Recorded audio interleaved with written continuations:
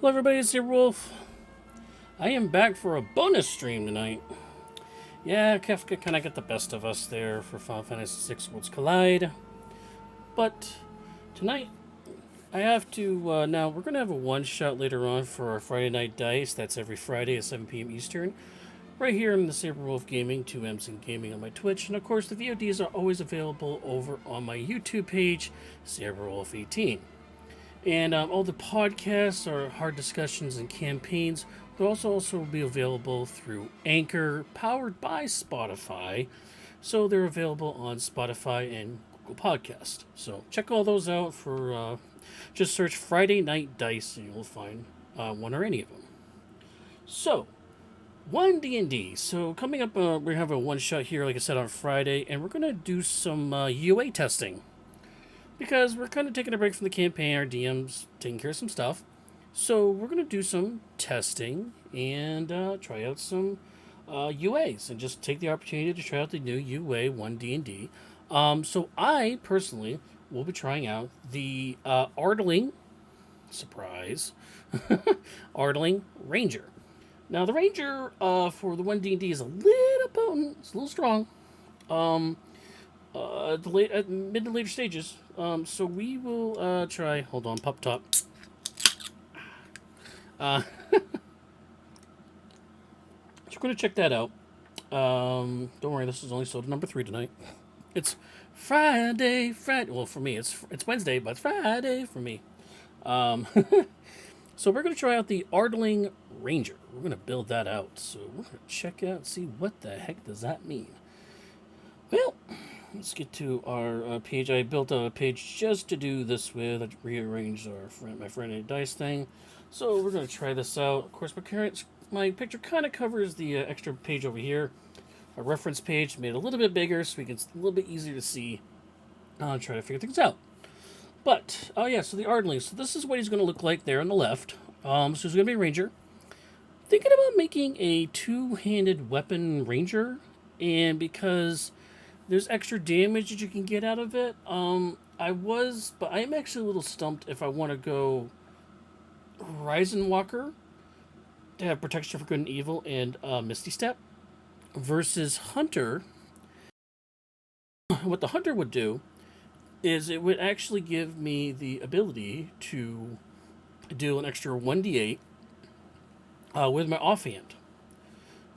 And I believe, if I'm not mistaken, the Ranger also has the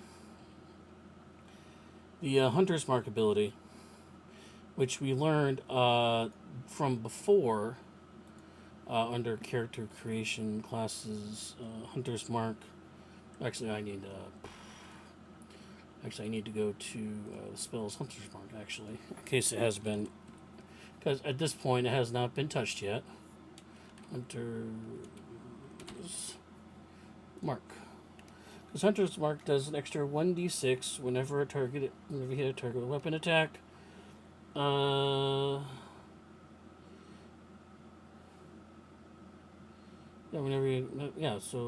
it's. And I don't need. Actually, I can do an extra 1d8 damage whenever it attacks, and I do an extra 1d8 if the target's already been damaged with a Hunter. So I'm thinking about doing Hunter with Colossal Slayer. I think that would be interesting. And then I would later on get multi-attack defense, which give me extra plus 4 bonus AC for subsequent attacks made by the same creature that attacks me again. Because I want to be a little bit tanky and be able to be on the front lines. Because the other characters we're going to have is Bard and something else random. So let's see. I couldn't do Giant Killer larger. I mean, I can reaction attack, but I kind of want to save my reaction for other things. So, yeah, I might do Hunter. I mean, I know protection from good and evil. Disadvantage in attacks rolls against the target. If they're aberrations, celestials, elementals, fae, fiends, and undead, which we're not. We're facing giants, actually. But Misty Step is very not useful. It's a bonus action, so I lose 1 attack by doing that. So I might just go with the Hunter here, after all. Alright, so we are choosing a ranger. We're going to subclass hunter here. Did the hunter get changed on this? I don't know. Yes, it did. So your tenacity, hunter's prey. Your tenacity wears down even the most resilient foes when you hit a creature with a weapon or an unarmed strike. So it actually works with monks too. As part of the attack session, turn weapon on the weapon it deals. On your turn, the weapon deals an or unarmed strike deals an extra 1d8 damage to the target if it's missing its hit points. You can deal this extra damage only once per turn. So it's just so they changed it from hold on, Hunter's Prey Colossal Slayer to just Hunter's Prey. They got rid of the other two. At 6th level, so they actually shrank it. So instead of getting a subclass at 7, you're going to get a subclass at 6th. You call on the forces of nature revealed certain strengths and weaknesses of your prey. Well, your creature is marked with your hunter's mark. You know whether that creature has any immunities, resistances, or vulnerabilities, and if the creature has any, you know exactly what they are. Older type. You can now always have Conjure Barrage prepared, and it does count a number of spells against you when you prepare. And you can also cast the spell with one first or second level slots. If you do so, the spell's damage is reduced by 1d8 for each slot below third. Oh, that's the downcasting thing. Okay. And prepared spells. The section. Okay, look for your previous level, and you prepare spells for that level and all lower range levels. Okay, a spell marked with a dagger is always prepared, and you can't replace when you prepare spells. I have guidance and thorn whip, and I get cure wounds, hunter's mark, which I have to have, and speak with animals.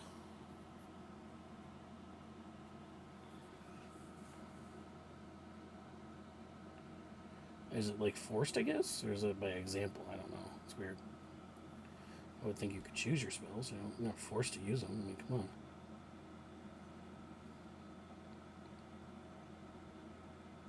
on. Snaring strike. Okay. We'll figure it out. All right. So we're gonna go with a ranger hunter. We're gonna try out the whole UA.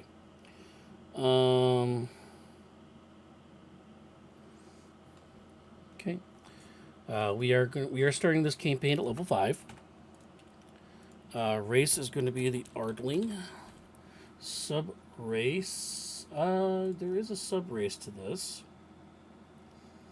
We are choosing.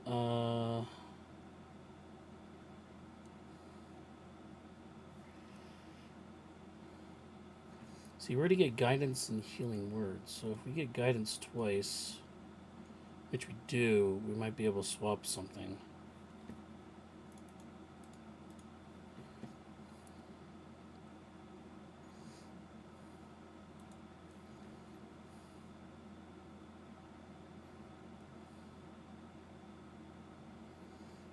Maybe you can get because I already get animal messenger and freaking speaker to animals, animal messenger. God dang. If I choose heavenly, let's lawful good. So I have to be lawful good.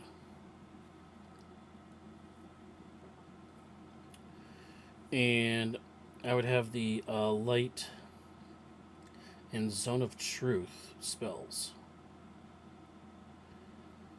Huh. That's interesting. Or I can replace guidance with another cantrip.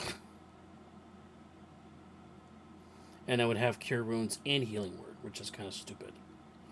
So I guess we're going to go with heavenly. Well, to be lawful good. So we're going to go sub race, heavenly, Creature type, we are a humanoid.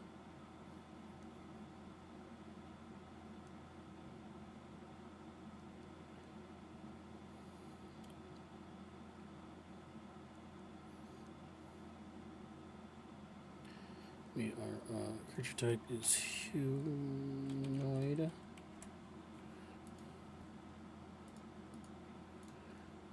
Okay. Background, I'll get back to later. We're fortunately lawful good. We're forced to that. Alright, so we can be medium or small. We're going to be medium because we want to be a bigger dude. Our speed is 30 because everything's 30.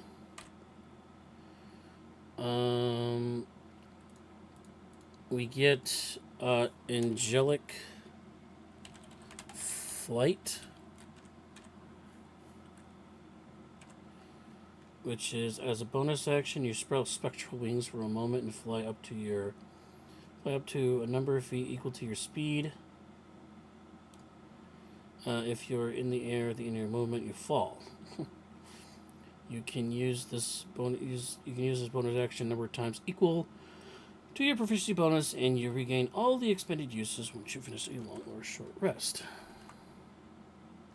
Wow, that did not copy paste over very well. My God.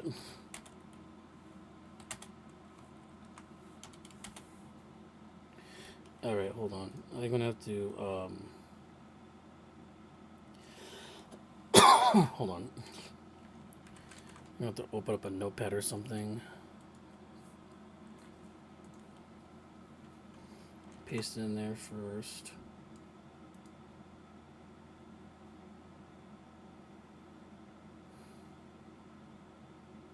Or not. I don't think it's gonna matter. Nope. Alright, so it's gonna be really weird to read. Oh, that's annoying. They like tab like every other freaking word. It's ridiculous. Yay for justified font. If I put this in Word, we'll do the same thing.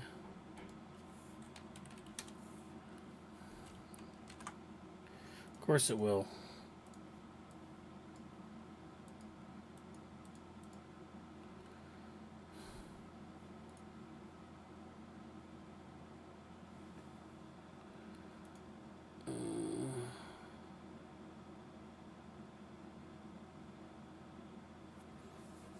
Well, that's WordPad. I don't want WordPad. I want Microsoft Office. Wow. You sure that's not a stream, which is not.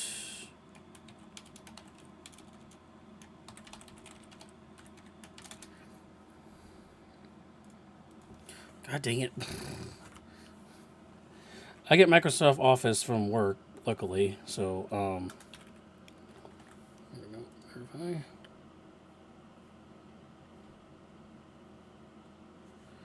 Can I just make a new one? Create. Create. Word. Please.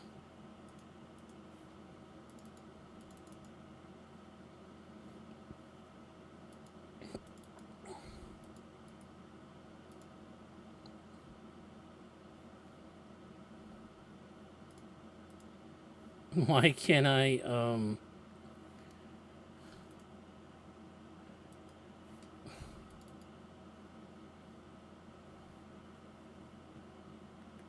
I don't understand why I can't do anything. Word.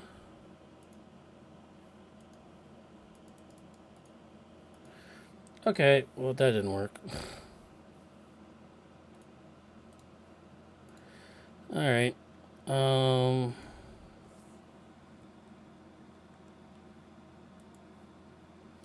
Well, there's one other application I could try.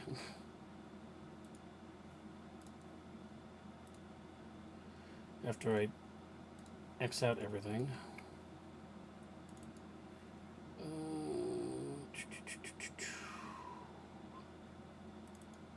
Try open office. And it's doing the same gosh darn thing.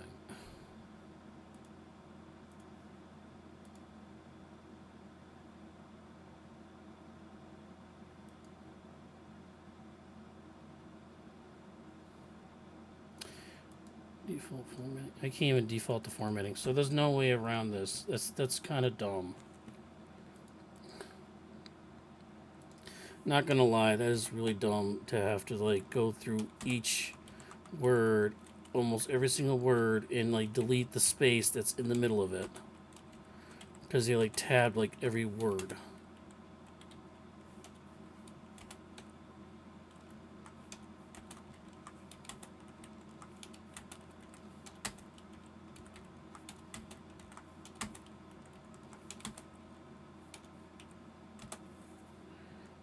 Like, look how bad this is. I think I do this for every single freaking ability too. So annoying.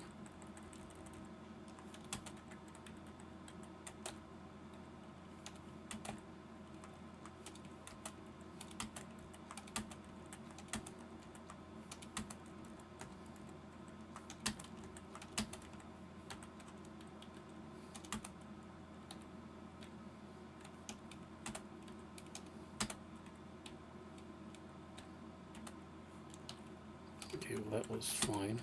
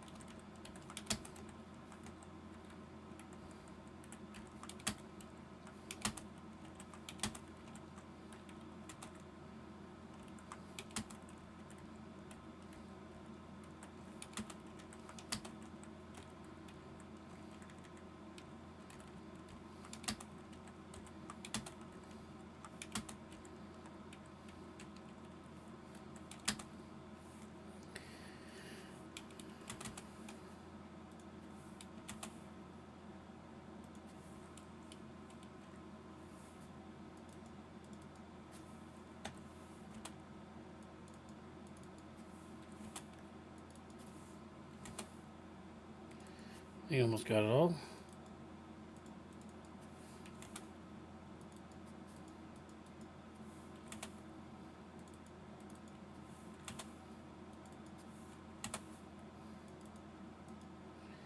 Alright, I think I got it all.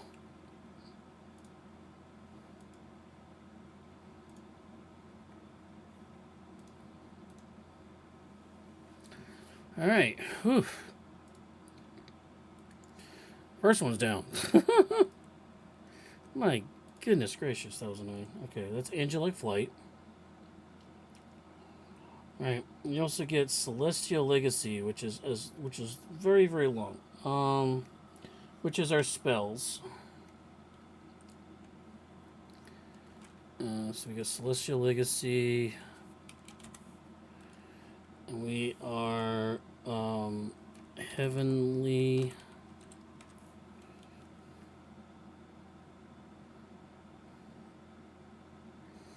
Wisdom. Okay, we're going to use Wisdom for a spell and casting ability. Obviously, because we are a ranger. Heavenly, so we get the Light, Cure Wounds, and Zone of Truth.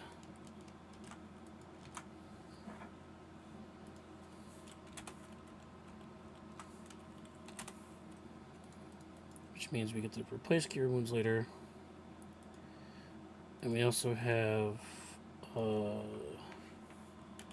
damage resistance.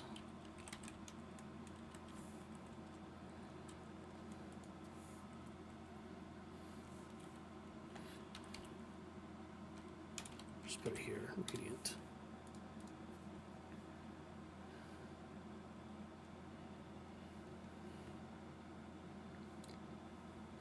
Alright, so we get Flight. We get Light, Cure Wounds, and Zone of Truth, and we get Radiant. I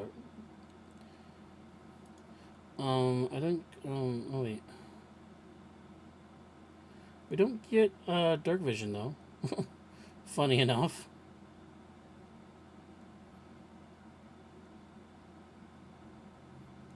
Yeah,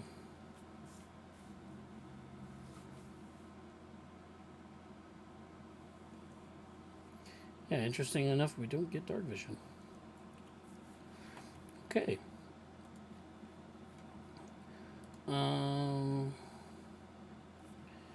Wait. Oh yeah, we rolled. I rolled for stats for this. I got a. I'll just type them right here. I rolled a 12, a 16, a 13, an 18, a 13, and an 8. So we have one dump stat. Well, we're going to be defensive and fighting, so we went to 18 dexterity. We're going to be able to cast some spells, but we want to have be in the front lines fighting. So we're going to do a Constitution of 16 and a little bit extra HP. This one's going to be 13 because we're not. Because I believe Hunter's Mark, they don't need the save for it, right? No. So that's fine. We'll put our extra point there to up it a little bit more. We want some strength, so we'll put a 13 of strength. We'll have some conversations, but we're not going to be very intelligent. Because we're perceptive, we're going to be a little perceptive, but we're not going to have that. And we're going to do a +2 in Dex, and a +1 in Wisdom. When we get our things, we're going to do that. And that.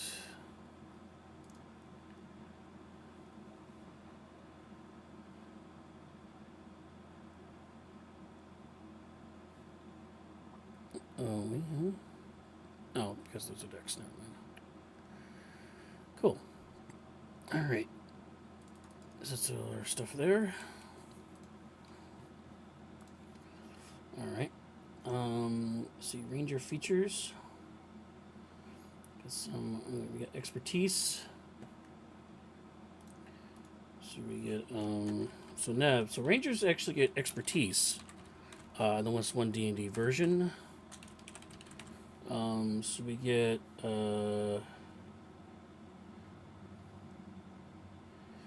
expertise in 2 skills of proficiency is your choice. So 2 skills, which we'll name later.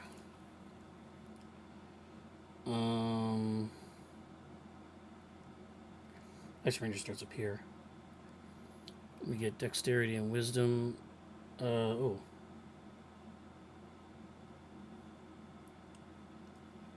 It's 1d10 for our health pool. Is that what it was before?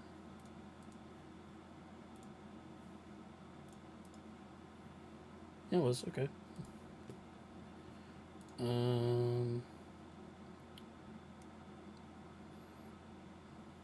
So if those are strength and dexterity. We could choose from athletics, stealth, survival, or choose 3 from animal handling, athletics, insight, investigation, nature, perception, stealth, and survival. Well, we want to be stealthy, so choose 3. So stealth, perception, and we already have acrobatics, even though we can't pick that one. So we could do athletics, or we could do survival for tracking. Even though we would have advantage when we mark something with it. Survival's 2 right now. Insight, which is a -1, or insight's 2 rather. So, can do that. Here, let me Hold on 1 second. I am going to put some sounds in the background just to have some sort of ambient noise.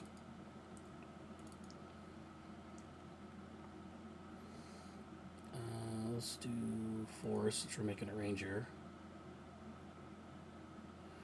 Do forest 5.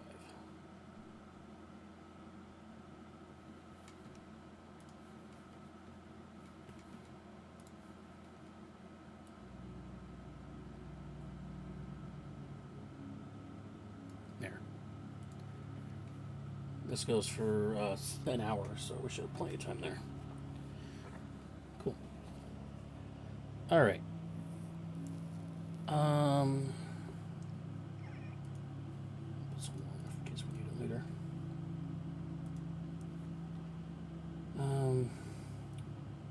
Insight, investigation, nature, survival, animal handling. Let's do athletics, because... Oh no, well, we can fly up to where we need to go, so it's fine.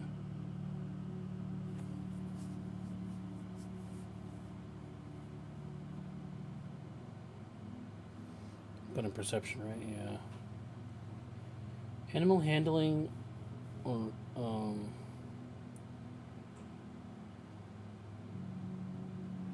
athletics, really. We'll do animal handling just because of the ranger for now. Maybe our background might cover that. Who knows? Alright. Let's see here. Okay, weapons. We have... let's see, weapon proficiencies. Oops. Is simple and martial. Tools, none. Armor training, we have a light, medium, and we can use a shield. Starting equipment, we'll figure that out later. Gained.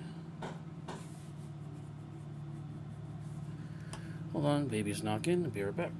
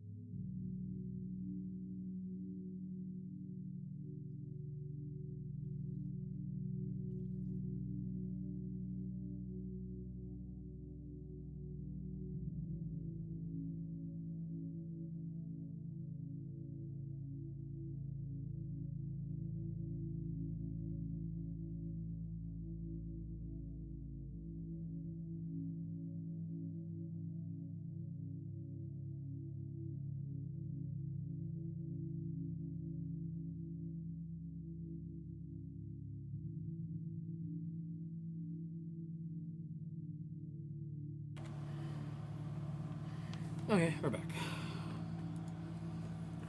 All right.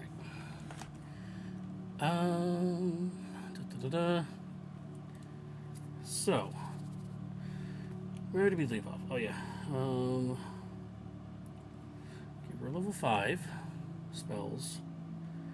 So we know we have. This is where I'm gonna have to expand this out a little more.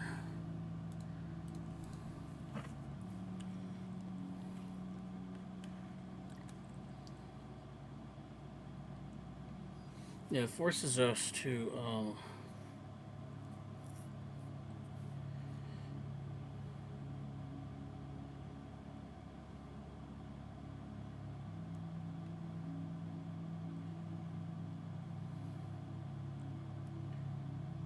alternatively, you can prepare to.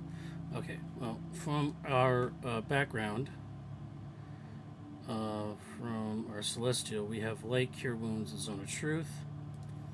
So we'll go over here. We have light, a little light spell.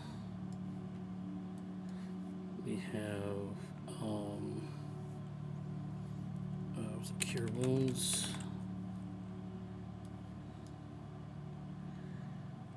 And we also have, well, you know, if I don't have to force to take it, so maybe I'll switch to the other one after all. Because I think healing word and guidance are better than zone of truth and light. So you know what, we're going to switch it back to the good one. So we're going to go idyllic. And we're going to switch this to guidance, healing word, because we can heal. We can get somebody back up from range. An animal messenger, which is more of a kind of a role play thing. But that also means we are now neutral good.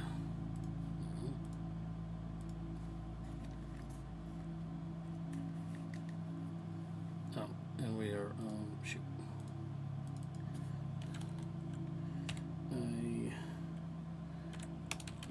Idyllic.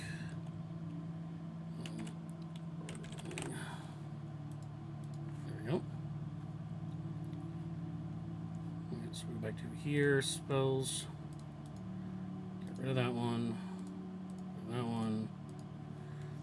So, we're going to go for instead guidance and healing. Oops. Healing word. We also get animal messenger.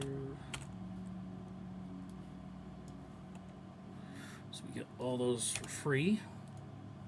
Oops.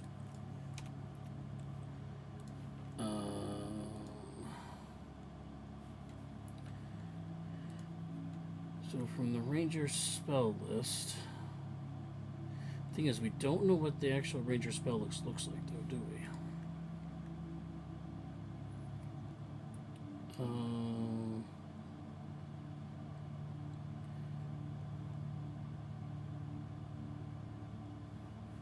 Oh yeah, we have Hunter's Mark.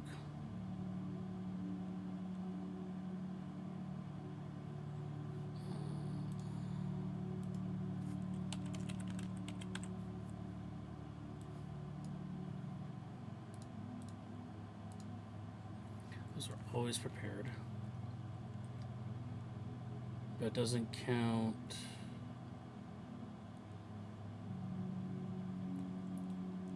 No. But it doesn't count the number of spells against hers. Okay. Because I gotta go back here. And add in a favored enemy. Class, ranger thing, and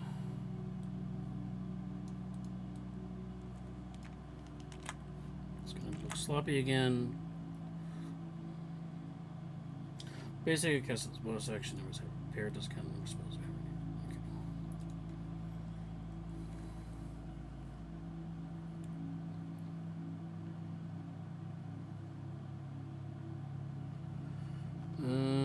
wish it had a chart. There we go.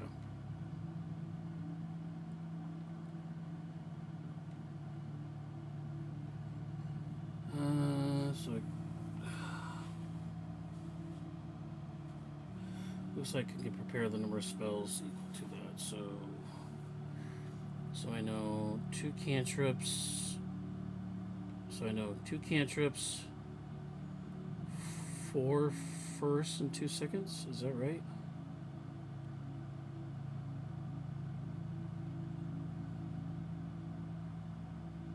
One, 2, 3, 4 firsts and 2 seconds. Okay.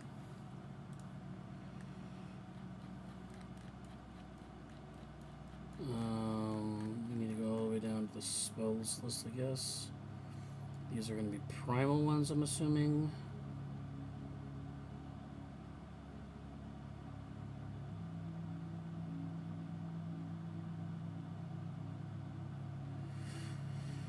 Okay, let's see.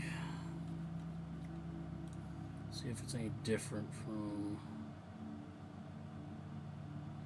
Well, we learn spells at 2nd level, so we learn it a little bit sooner. That's pretty good.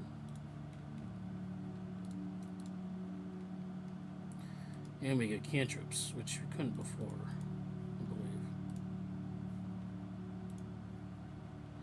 Yes, we also get cantrips, which we couldn't get before. So this version of Ranger can get 2 cantrips.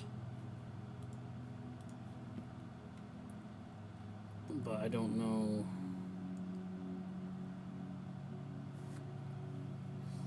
See, it's not specific on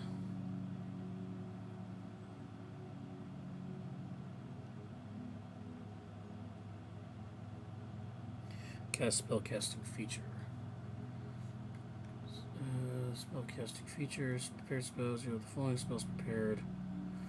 Ultimately, you can compare 2 0-level spells and 2 first-level spells of your choice. Any spell you prepare for this class must be from the primal spell list.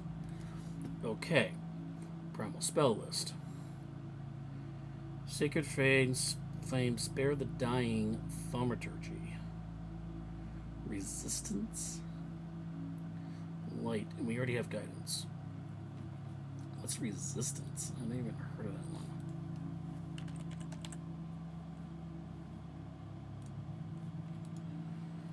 Touch one of you roll a d4 and add the number rolled to one saving throw of choice.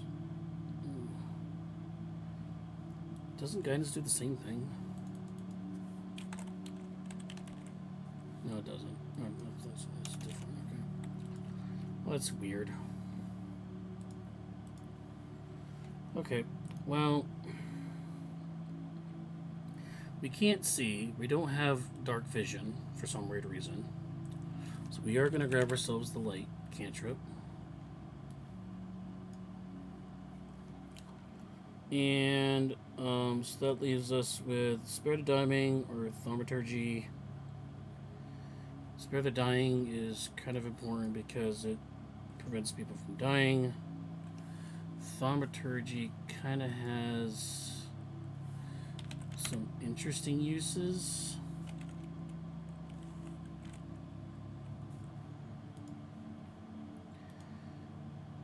Make my boost boom, cause flames to flicker and brighten, harmless tremors.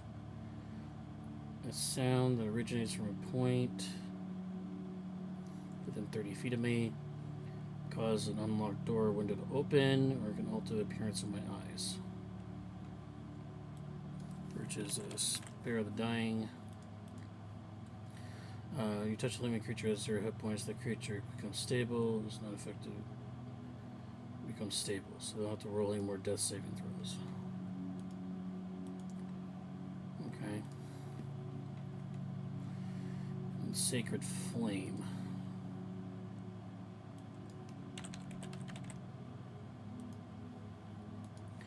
It's a 60-foot dexterity saving throw, 1d8 radiant damage, which it's level 5, so it'd be 2d8.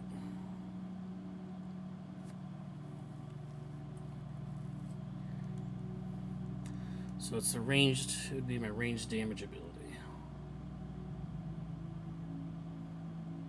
Yeah, why not? Let's go Sacred Flame. Let's be kind of weird.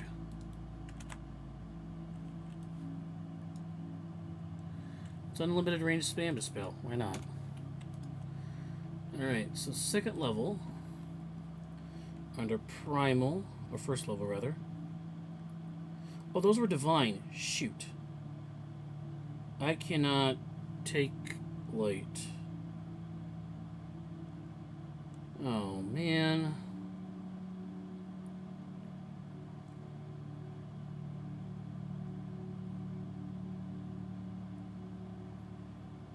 Druidcraft, Mending, Thorn Whip. Or Spare the Dying. Shoot, I can't take light. But I could take Guidance. It remains we're back on the other one again.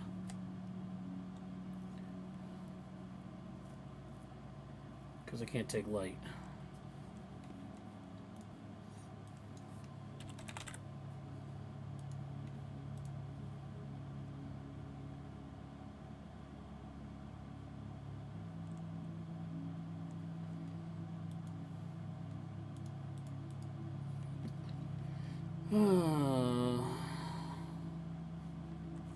This stinks, man.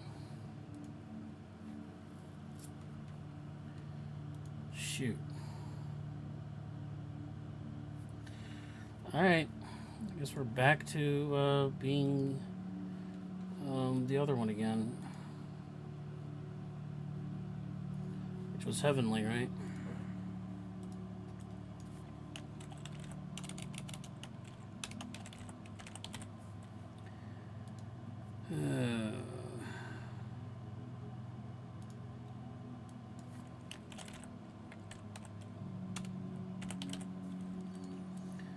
That was Light,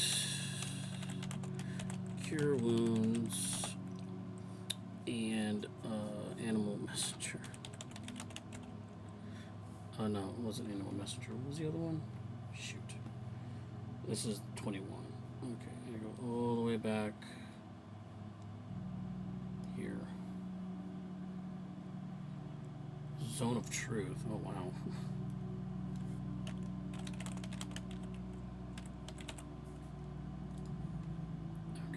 Spells. So light is on top now. I can still have guidance. I have to lose the Sacred Flame one. I have to lose Healing Word. You know, Messenger. So now instead I have Cure Wounds, which again I can accept. It's always paired.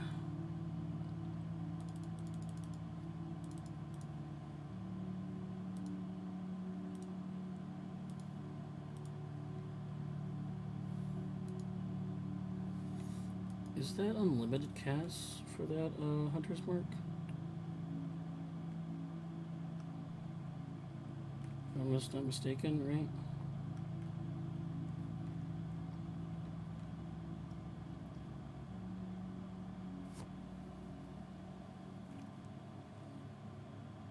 It doesn't count against the number of spells you can prepare. Moreover, it doesn't have concentration in the spell. Once you cast it, unless it's full duration. Okay, so still use it. It just has no concentration. It still costs a spell slot. Okay. We also have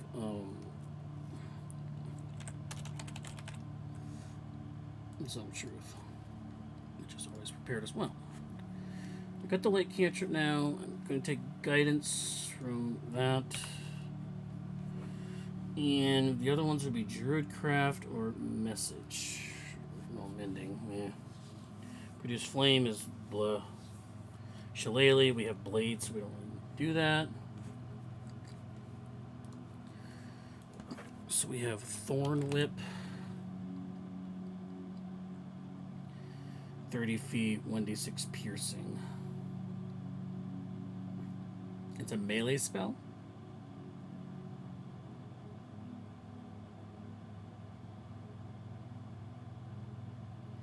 And if the creature is larger or smaller, you pull the creature 10 feet closer to you.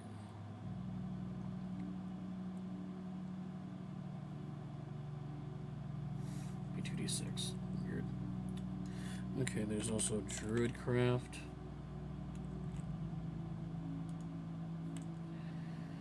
Entirely harmless effect. To figure out the weather.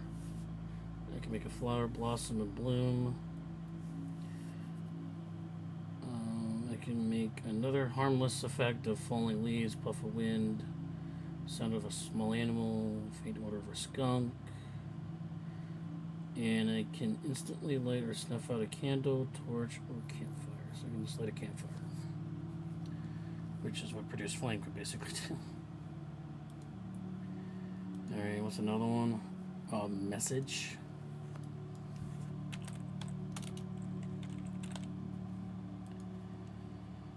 Put your finger towards a creature within range of 120 feet.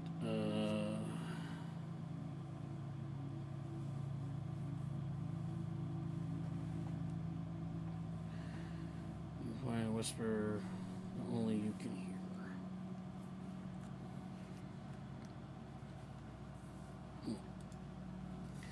Well, we might as well just do Druidcraft because it's a thing.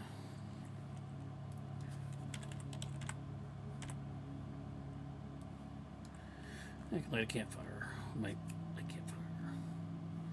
Alright, first level spells from the list. We already have Hunter's Mark to Cure Wounds. It's already prepared. We can prepare 4 more other spells. Long Strider would make us move faster by 10 feet.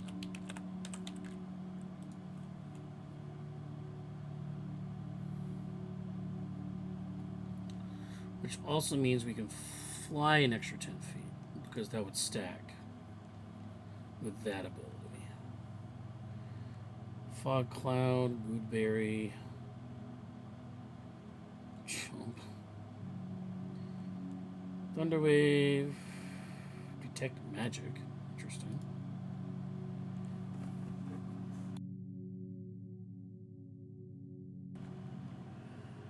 Tangle, Fairy Fire.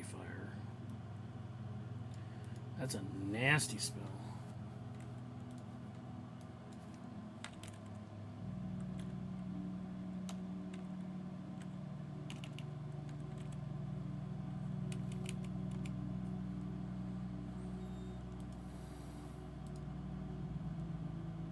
F-A-E. Fairy.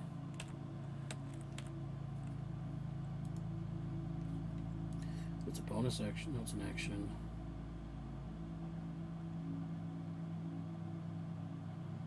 Any roll against the affected creature or object has advantage. You cannot benefit from invisibility.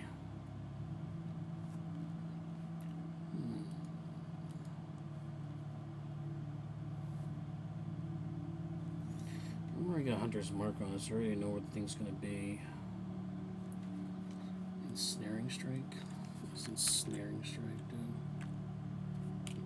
Ensnaring Strike.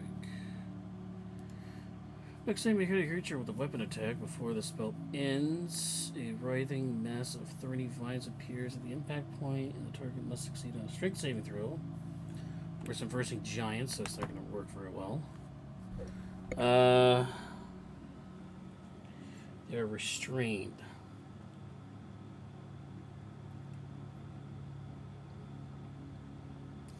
Which means their speed is 0. And attacks against the creature have advantage.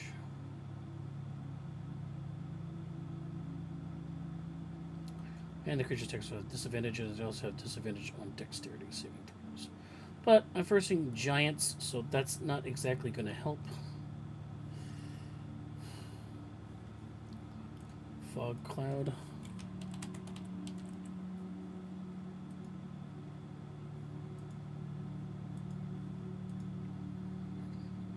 Foot radius, spear surrounds corners and heavily obscured. And when it's heavily obscured, Heavily obscured. Darkness, okay. Creature in a heavily obscured area affects or refers in the blinded condition. Blinded condition. You automatically fail any ability check which requires sight. You have disadvantage on attack rolls, and attack rolls against you have advantage.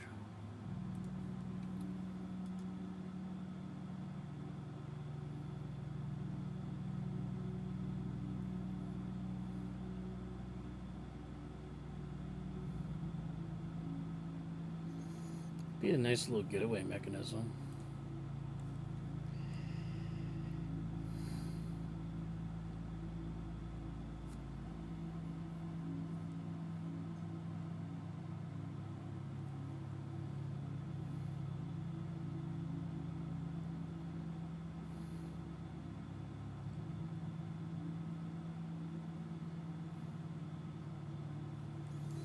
And Goodberry, I think, is that.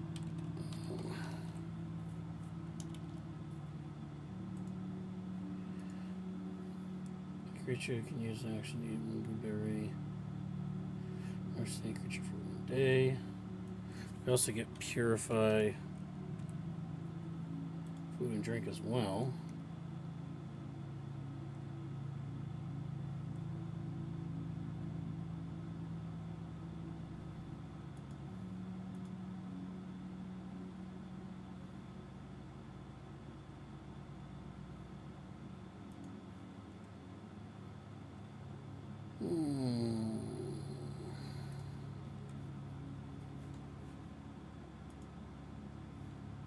Oops. Oh, we can see chat for a bit.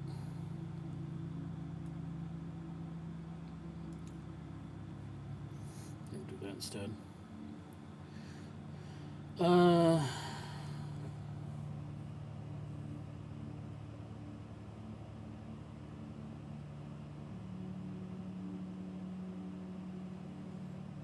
Fog Cloud sounds interesting.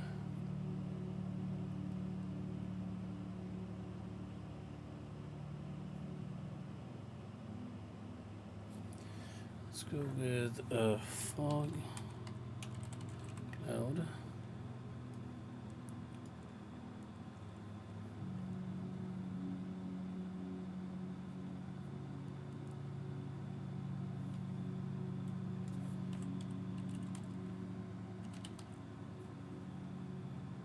Speak with animals.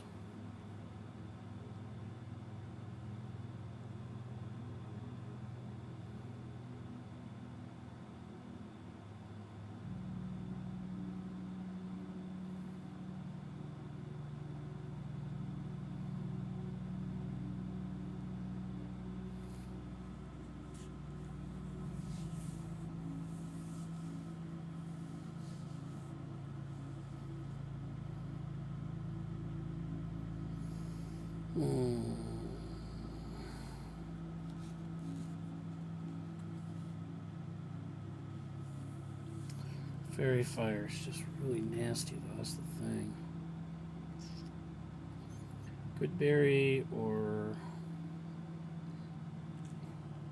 Goodberry has a lot of different things.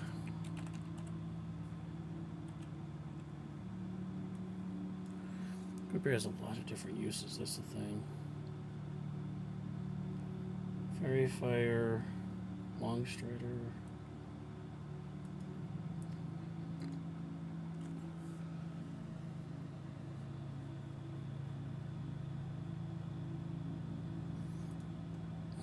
Which is a action, right?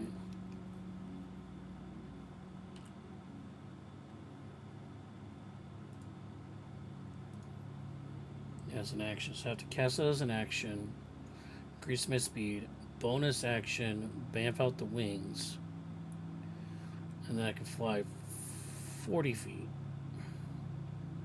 Or move at 40 feet in general.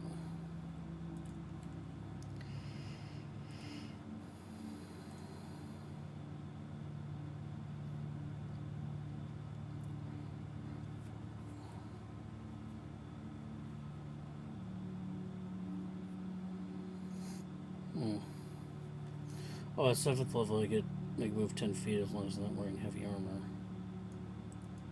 So I can increase to 10 feet anyways at 2 more levels. So yeah. Martial is kind of pointless. Alright, let's go with the... And jump's very pointless. Chicken Tangle, and I'd probably just go on Fairy Fire.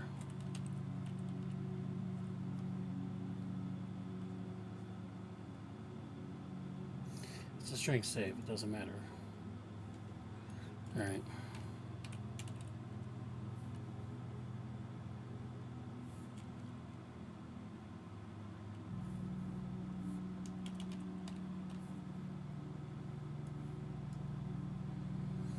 Alright. Now, level 2 spells are not listed. The examples given are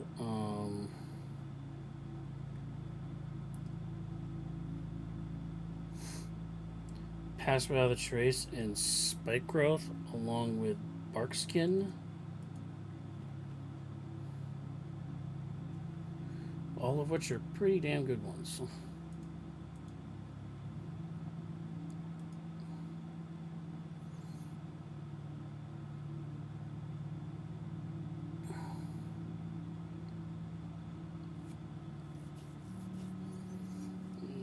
It cannot become less than 16.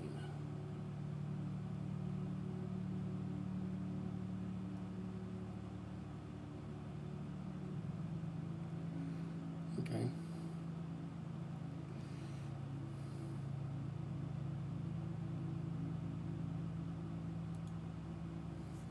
Definitely grabbing Pass Without Trace.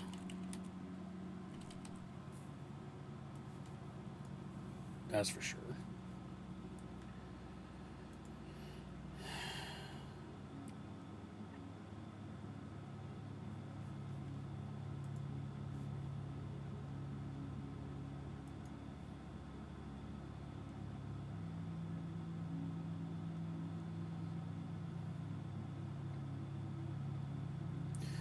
For piercing for every 5 feet of travels.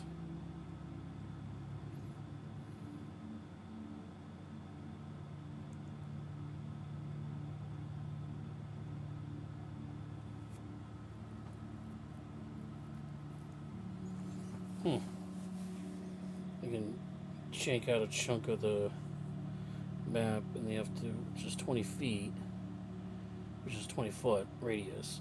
So if they move the full 20 feet, that's times 4. So that's 8d4 damage, piercing damage. And it's difficult terrain, which means to move at half speed. That is actually interesting.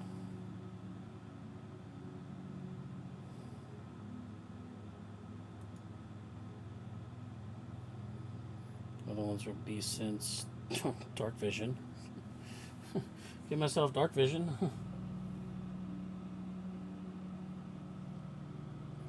Which means I can replace the light cantrip.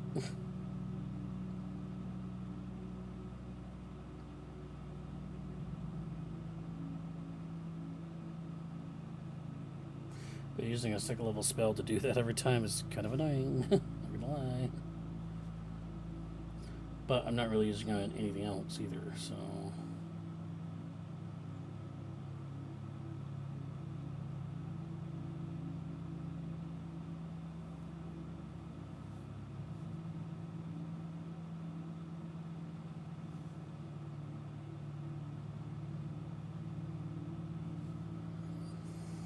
So my choices are... enhance ability, maybe?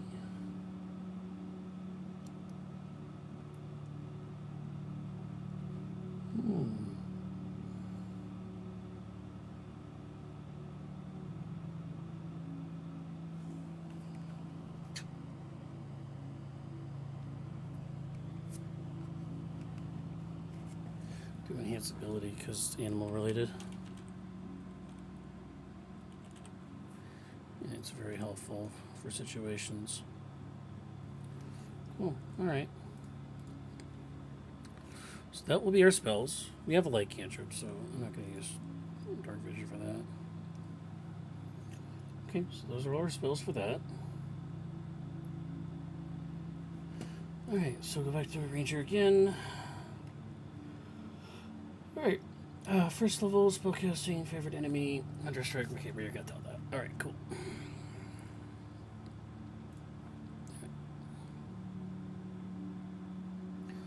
Alright, what now? Oh, wait, I gotta do this. Alright, blah, blah, blah. Okay. Fighting style.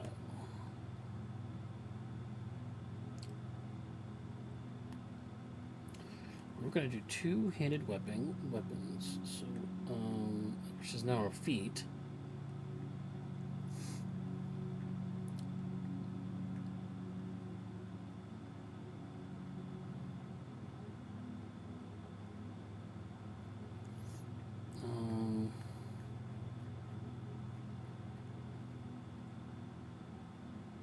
It's down here.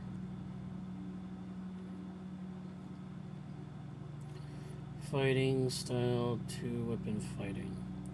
When you make an extra attack with a light weapon property, you can add your ability modifier to the damage of the extra attack.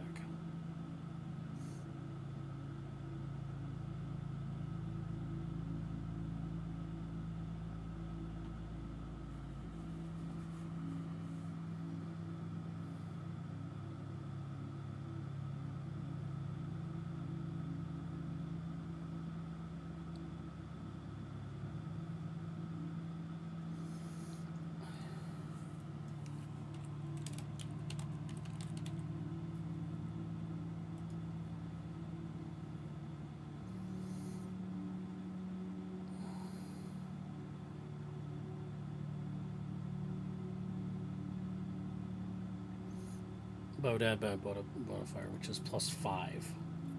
So I do for the new one then. Okay. Alright. So we want two-weapon fighting.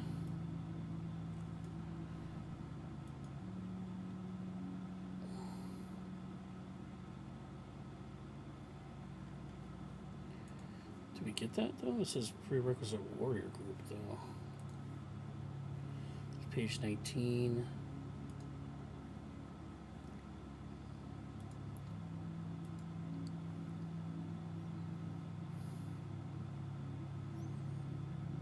Yeah, we can. Okay.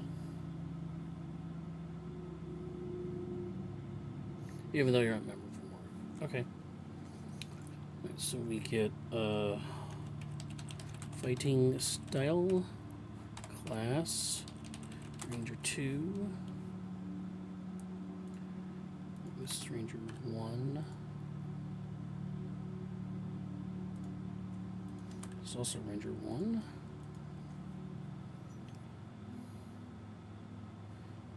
Back down to what page are we on right now? Page 10, so we'll jump down to 19. Grab our two-weapon fighting. Excuse me.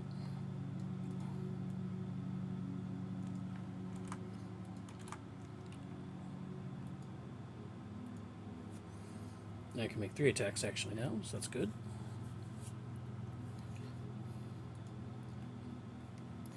Okay, go back to 10.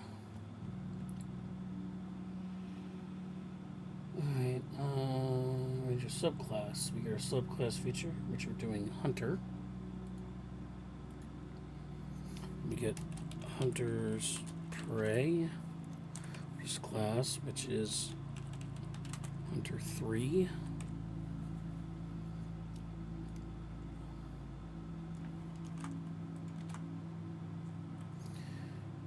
It deals an extra 1d6. If the target's missing any hit points, you gain this extra damage.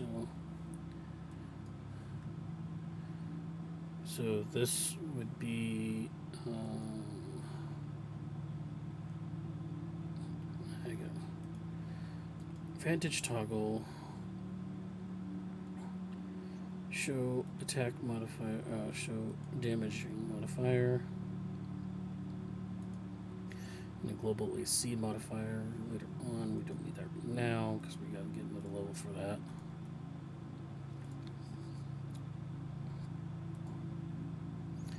This would be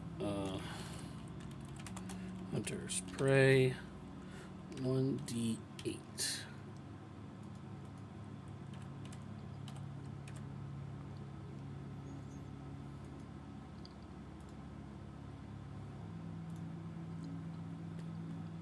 Okay.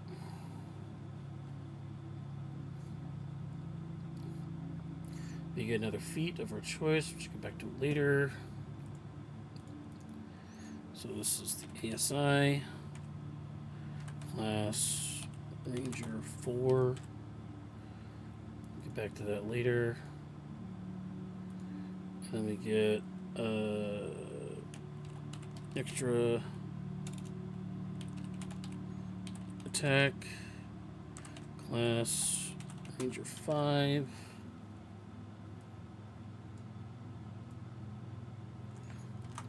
So now we basically get 3 attacks per turn.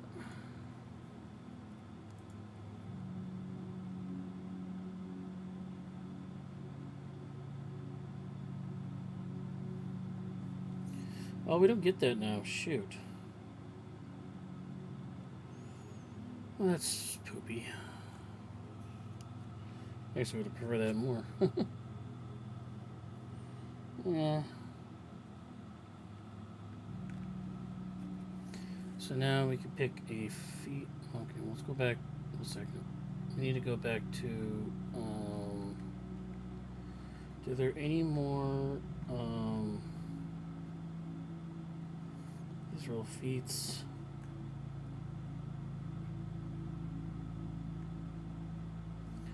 Level 4 feat. Skulker.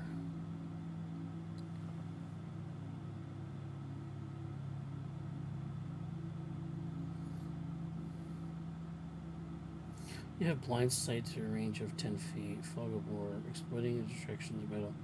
You have advantage on any dexterity check. Stealth you make as part of a hide action.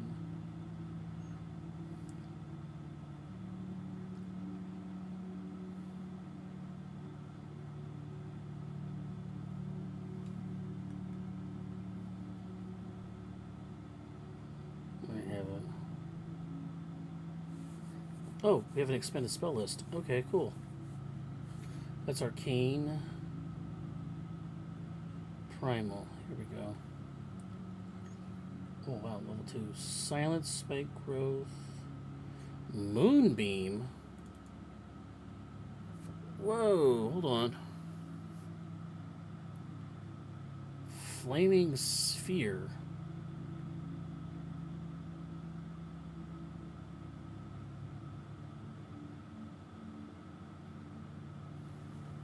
Find traps. Enhance ability is there. Okay. Well, we got enhance ability because I figured. Whoa. Moonbeam? Is an option?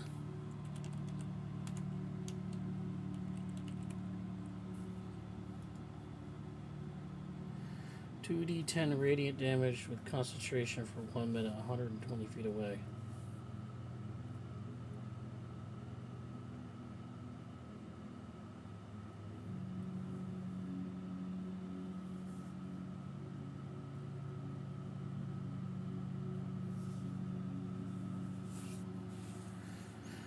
Huh. That's also enlarge and reduce, though. Yeah, pass out of trace is really strong. Enhance ability is situational. But enhance ability zone of truth would be situational if we needed to figure something out. And the pass out of traces are backup to get out of danger or something or go through danger. And then these are all kind of utility.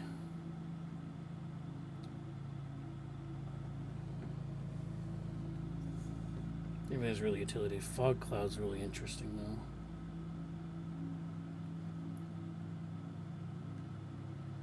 Is pass without a trace concentration? I believe it is. It is. So isn't fog.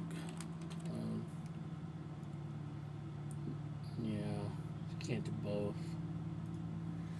Okay, we'll replace fog cloud with something else.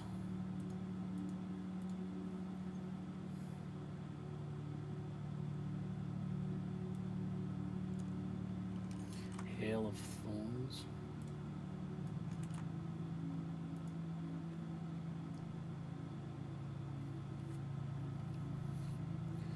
Ranged weapon attack. Well, yeah, that doesn't help.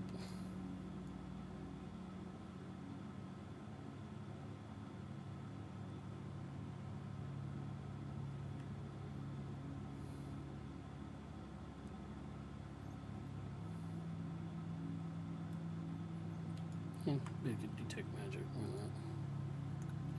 Okay, so we're gonna get a fog cloud.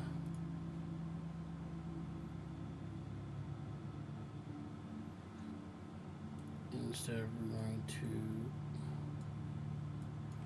we're gonna add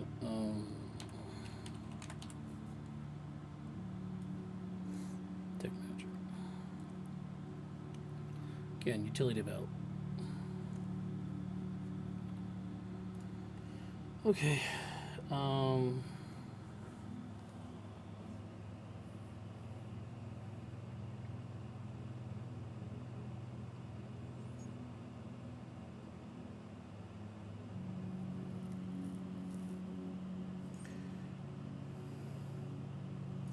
Attack action, hit a target with a weapon at the party per action. You can roll the weapon's damage twice. And use either roll against target. You can use this benefit only once per turn. The weapon part of the damage.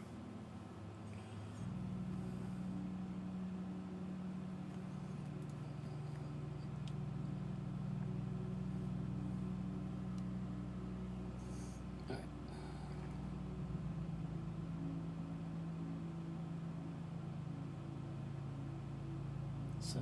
Sentinel's a 4th level. Okay. So it's not like you can't get it at first, so that's good, I guess.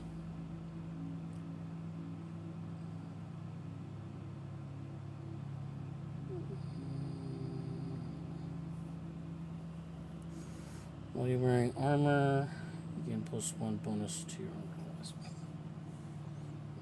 Protection.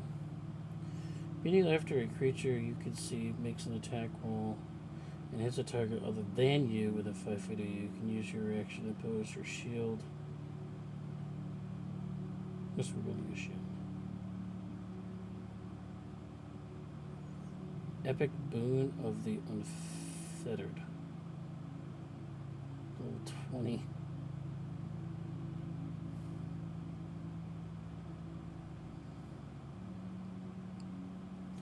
Dexterity for 1, which we don't need 2. If you only have finesse weapon and another creature hits you with a melee attack, you can use your reaction. Add your proficiency bonus to your armor class for that attack, potentially causing it to miss.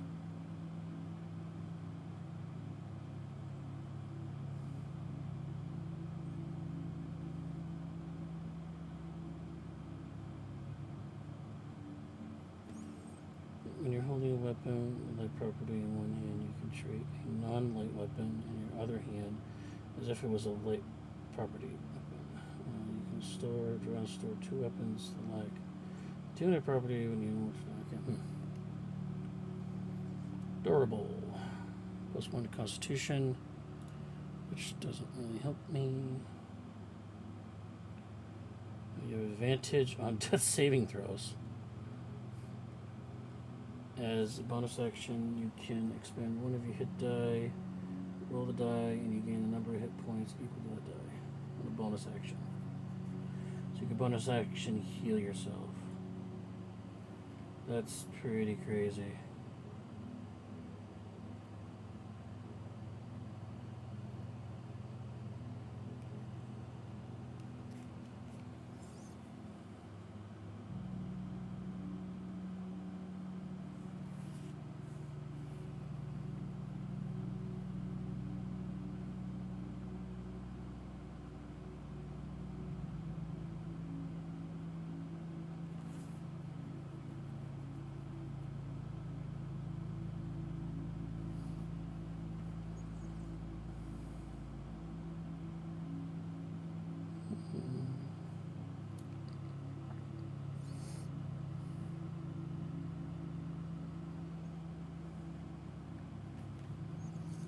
could do like +1, +1, +1 to various things, right?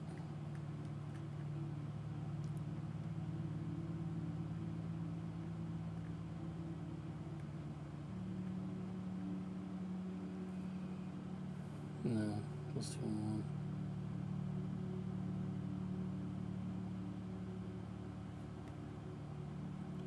I could do 1, 1, 1. Okay.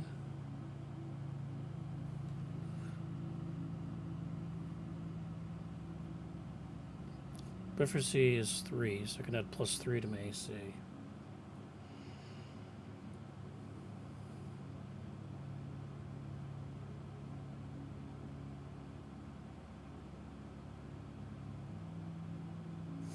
Yeah, why not? So that +1 I go to Dex would actually go to strength. So +1, +1, +1 there.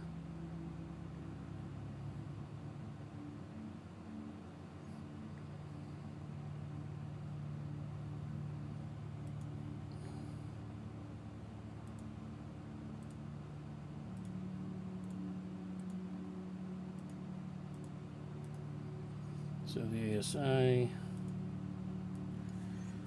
changes to defensive duelist. So feet, level 4.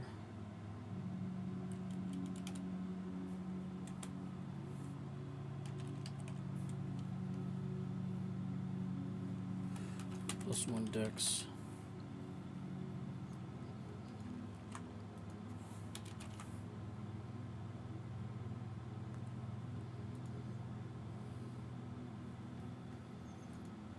Okay.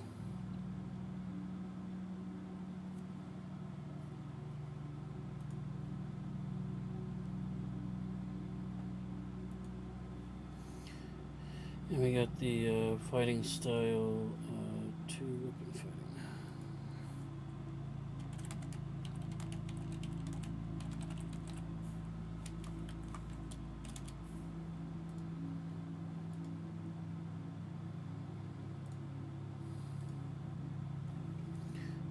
Okay. We're getting there. This is coming together now. It's coming together. Pretty crazy stuff we got going on here, though. I will say. Okay, now we gotta figure out background stuff.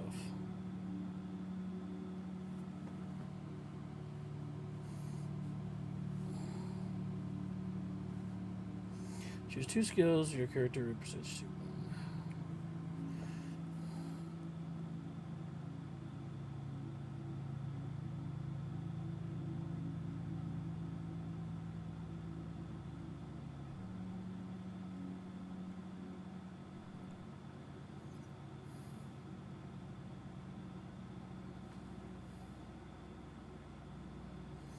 I'm guessing it has to be a level 1.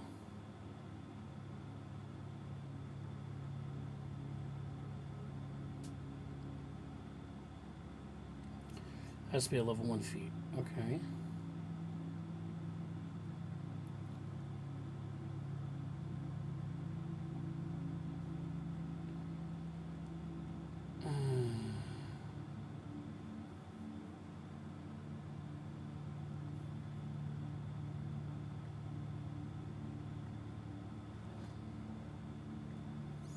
Yeah, Bounty Hunter's not on here. So I'll create my own. So we're going to do Bounty Hunter.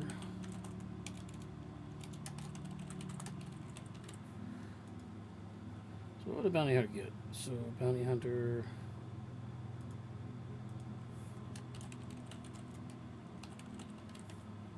It's background.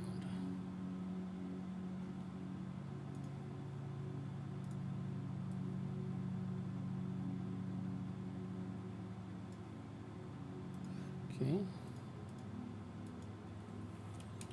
Got +1 in strength, +1 in dex, +1 in wisdom.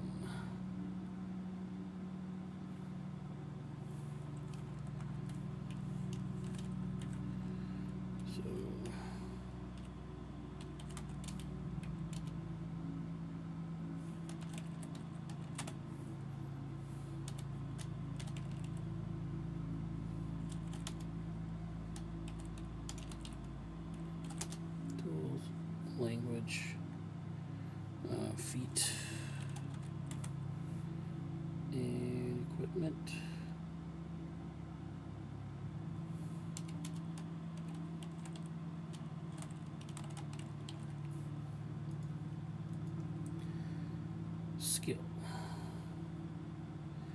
2 skills of my choice. Any of them. Alright, let's go with survival, because of tracking.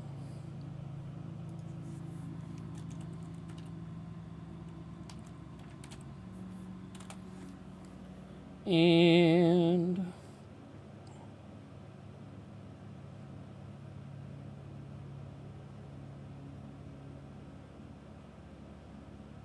do investigation, I guess. Addition of athletics.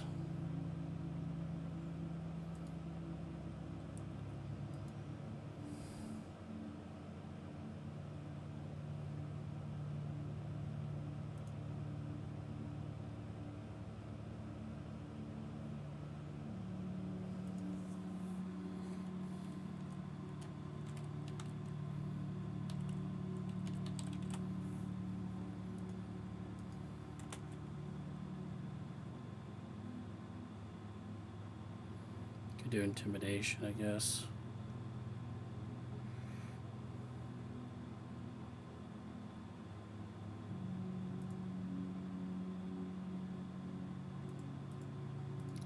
I got intimidation because we're a bounty hunter.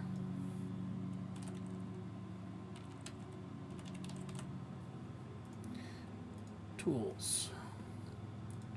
So we need a tool table. We still don't have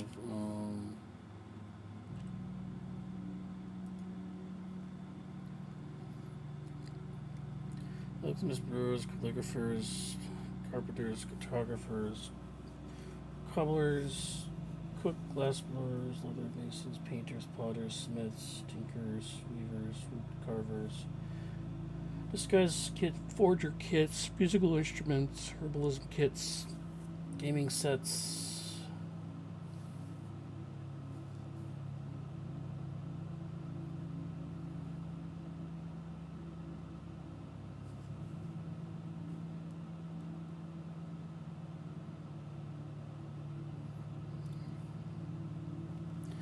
With cartographer, because we are travel a lot.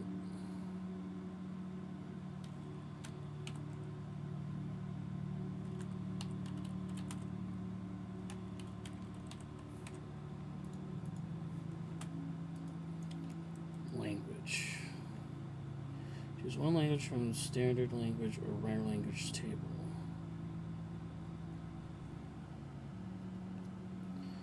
Languages, which Ardling, you start with one, right?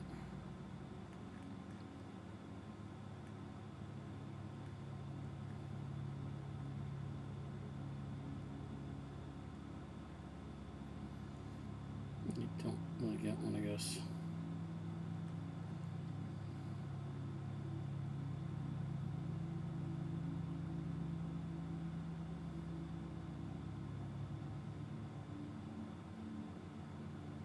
You get the language from your background, you only learn one. Say what?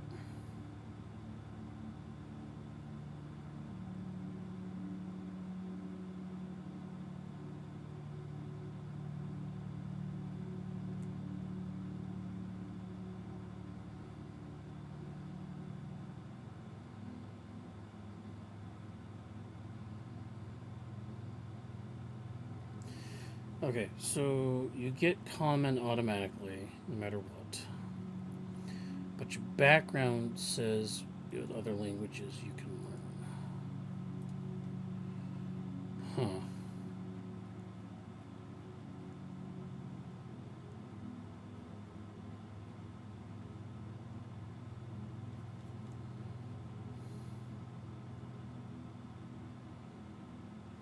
Do I really want to be a pain in the ass about it?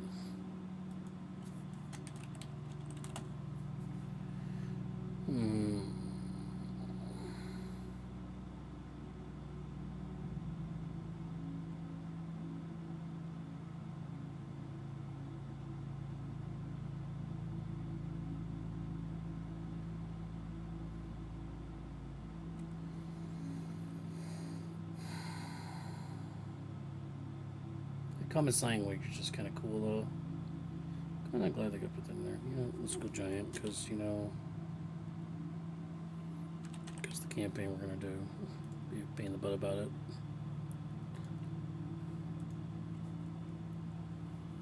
I have to do it. I have to drop it in.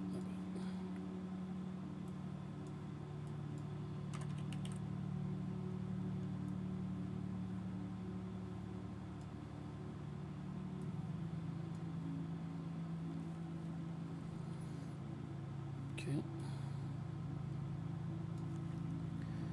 Alrighty. Okay, what else do we need? Oops.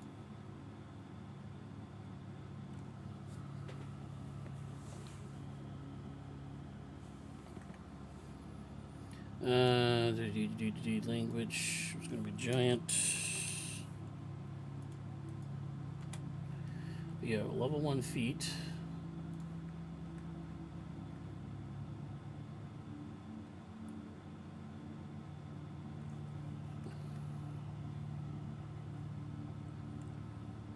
I hate taking the lucky feat. That's just lame. Correct feat alert. Roll initiative. You can add your proficiency bonus to the roll. Immediately after you roll the initiative, you can swap your initiative with the initiative of an ally of the same combat. You can't make the swap if your ally is incapacitated. So +3 to my initiative. Or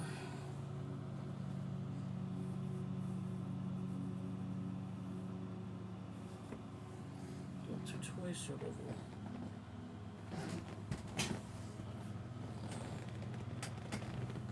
So whenever you gain a level after this, you have a maximum increases by additional 2 hit points.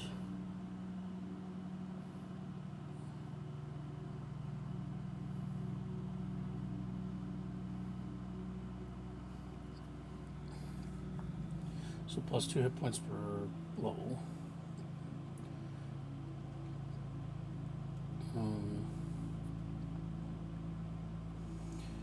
Or I could take a magic initiate.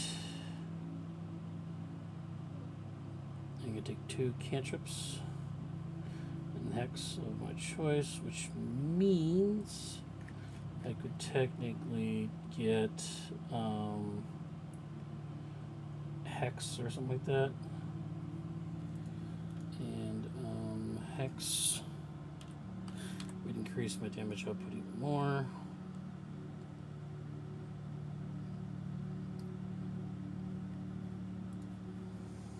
But that's blah. Okay, what other feats can we have here? Hold on. These are level 4 feats.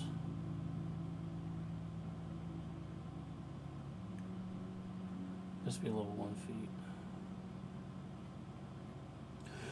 Oh, these are level 4. So, I'm back to this one again. Okay, so it looks like we're looking at +3 to initiative, I guess.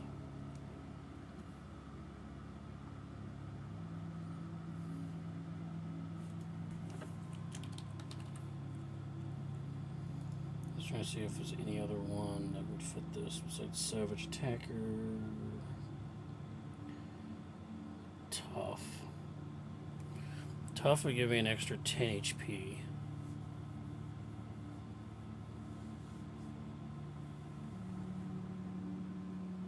Plus 10 HP or +3 to my initiative.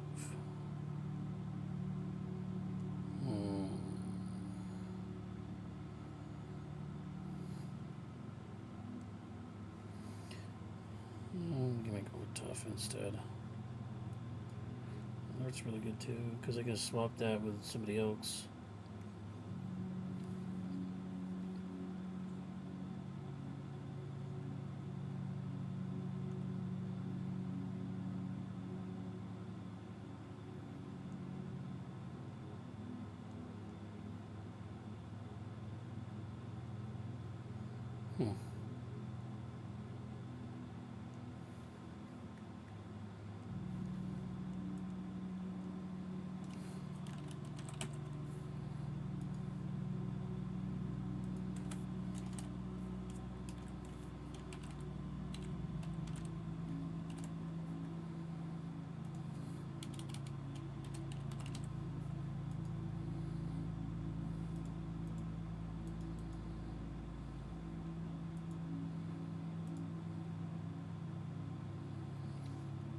what is his HP? It's a 1d10. So first level is 10. Plus my constitution is 3. So first level is 13.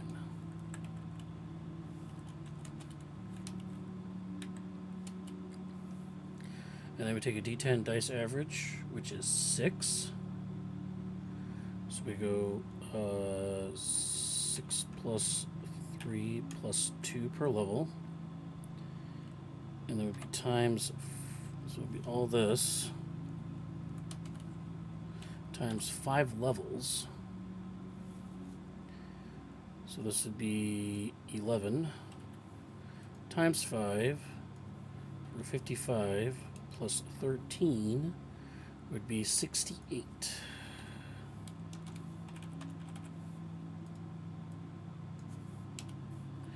68 HP at level 5. It's not bad.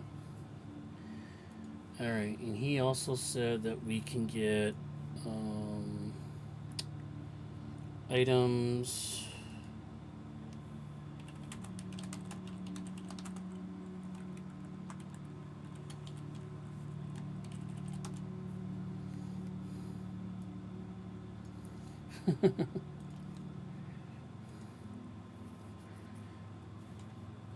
How's the music going? Oh, running low. Can grab another song here. Throw it in the stack here. Try number 7 afterwards. We should get us the rest of the way. Okay. Alright, now we gotta figure out weapons and armor and stuff. He said that we can get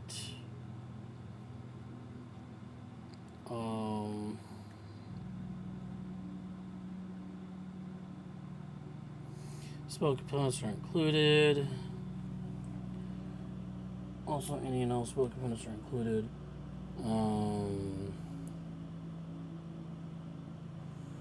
We got 2 uncommon or 1 rare. Anything goes.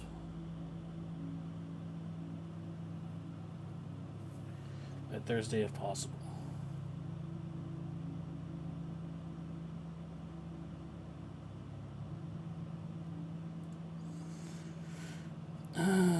Two uncommon items or 1 rare.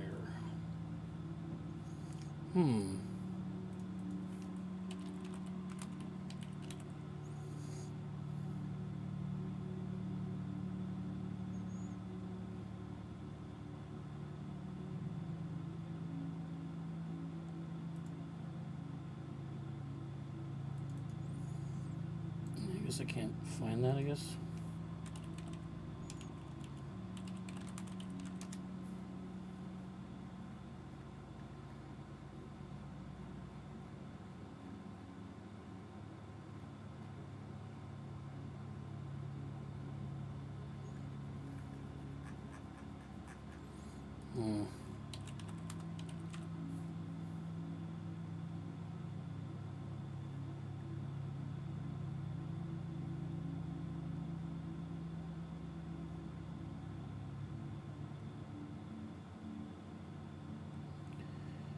Let's see.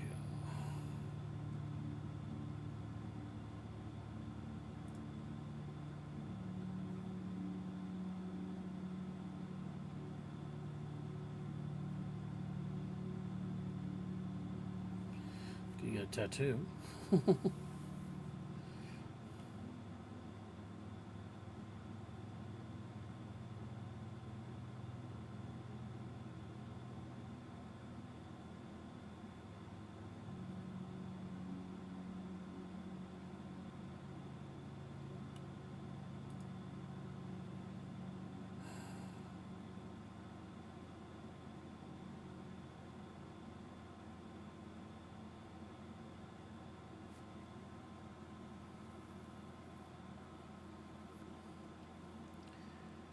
No, I can't.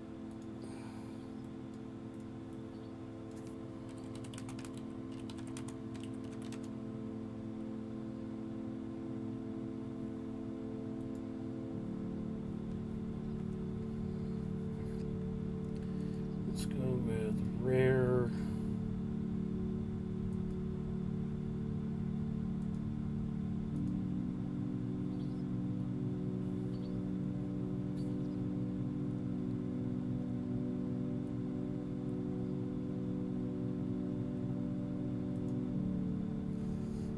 Braces of defense.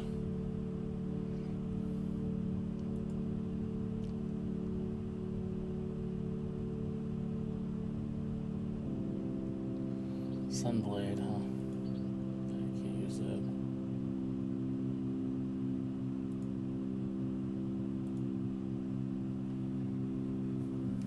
Ooh, don't like this song. This is not working. Back to 1.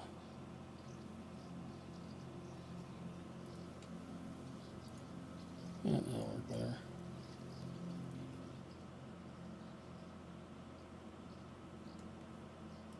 Alright. Okay, well, I don't think,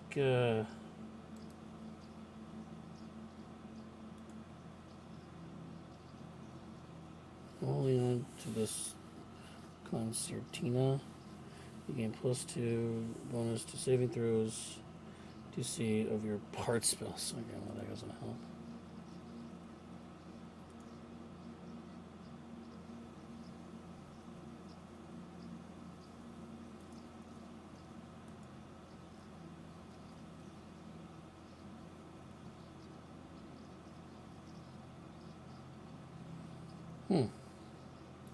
If the badge is more than 5 feet away from you for more than 1 minute, it vanishes harmlessly and harmlessly reappears on the surface within 5 feet of the open ward.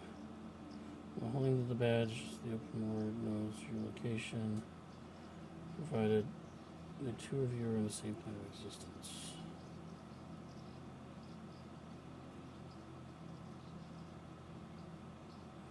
Huh.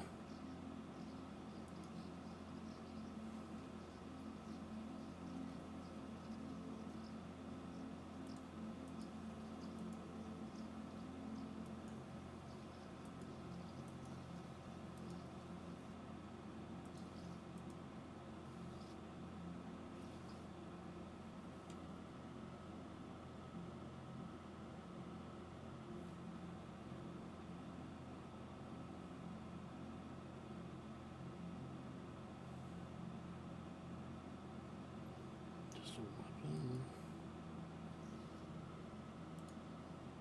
Okay, why is it jumping like that? It's so dumb.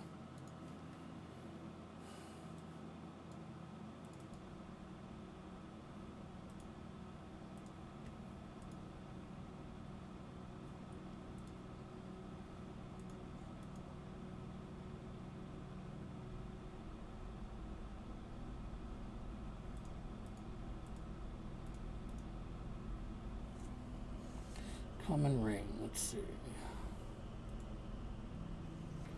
Mind shielding. Screwing. This band of iron enables a skull. Oh. You expand one of his charges to cast Fog Cloud.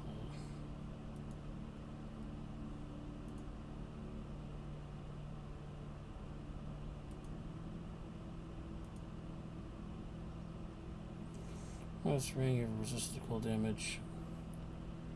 In addition, you and everything you wear and carry are unharmed by temperatures as low as 50 degrees Fahrenheit. Waterwalking, ring of shared suffering.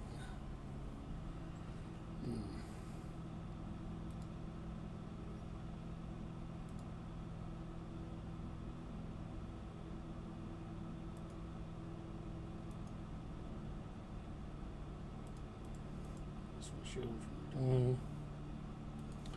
Build serpent scale.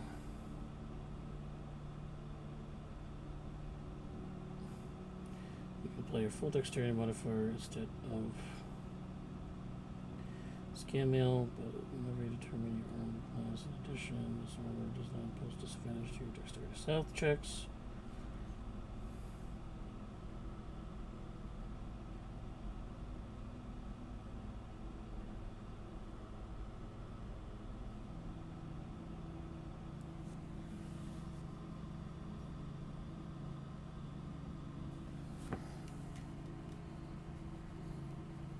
So it includes gauntlets.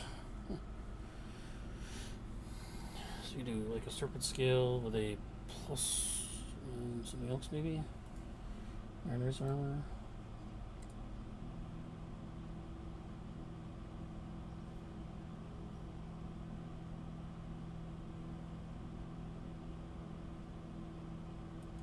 I did battalion armor. Some armor is reinforced with adamantine. When you're wearing that, any critical hit against you becomes a normal hit.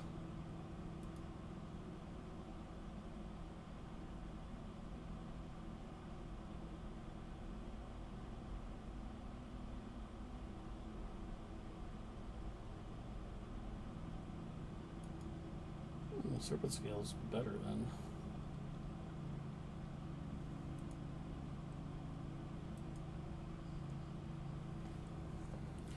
Okay, let's go with a serpent scale armor since we are.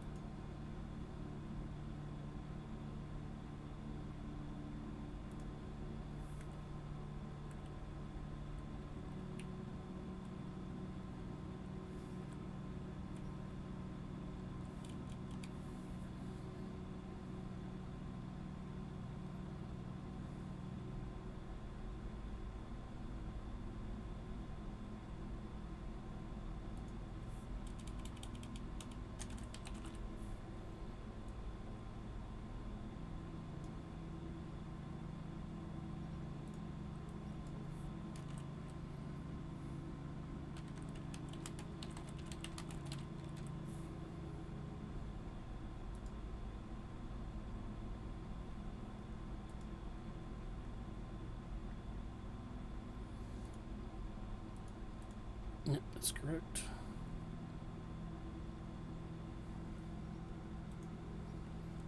I'll place it with this.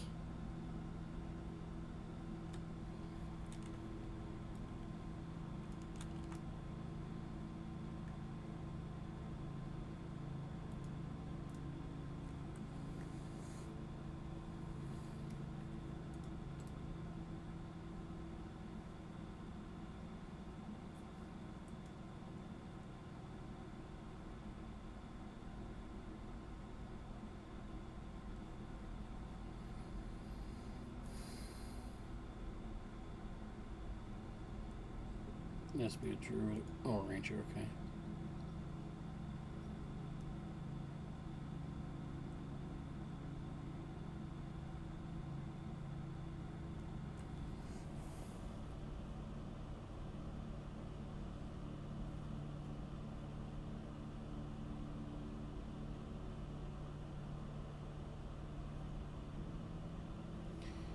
Bonus magic weapon, you gain a bonus to attack and damage rolls made with it. And you gain a bonus to spell attack rolls and saving throws. And the saving throw DCs of your druid. The bonus is determined by the weapon's rarity. In addition, you can use the sickle as a spellcasting focus. So, if it's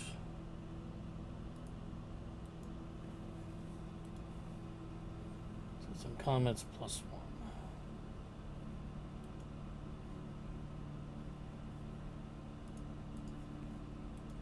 This is damage. This whole thing is like a 1d4, isn't it?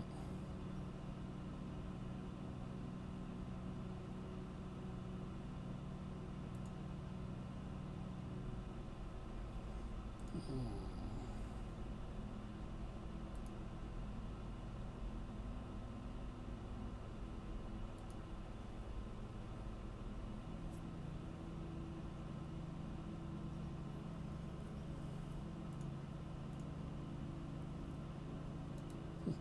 Tried in a fish command. Yay.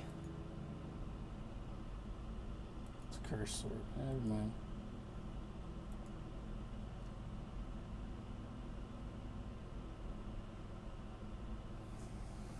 Well, I could do a +1.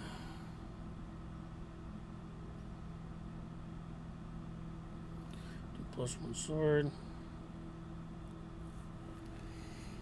Do giants have resistance to...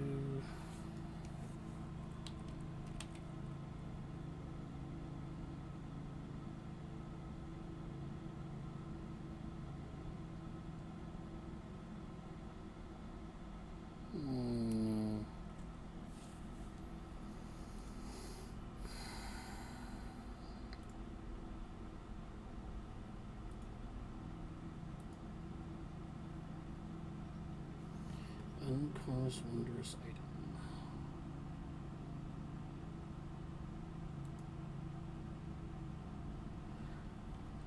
Cloak of the elven kind.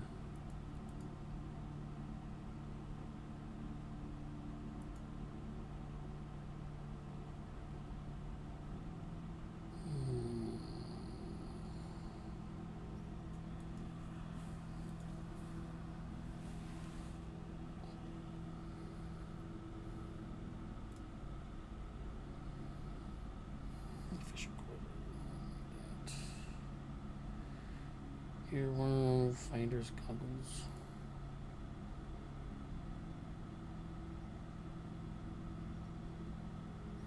You make a wisdom insight check, you can roll 1d4 and add the number to the roll. As an action, you can use the goggles to examine an object, identify the aura of the last creature that touched it. With a wisdom insight check against a DC 13 plus the number of days since the last contact occurred. Access to learn the creature's type and can immediately use the goggles to cast locate object, locate creature to find that creature.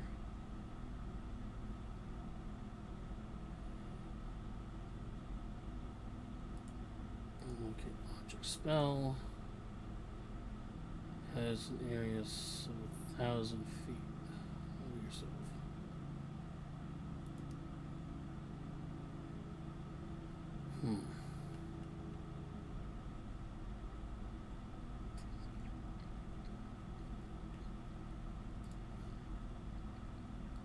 Oh, it's an ogre panel, huh?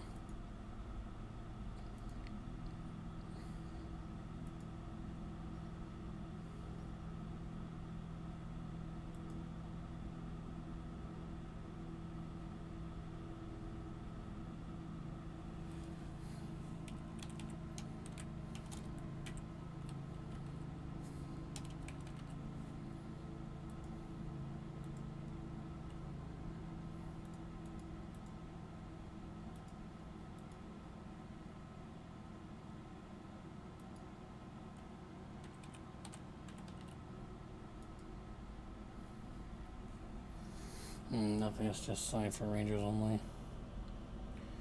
Mask of the Beast. A wooden mask shaped in the likeness of a beast of edges and has 3 charges. While wearing the mask, you can expend 1 charge and use master cast the name of friendship spell action.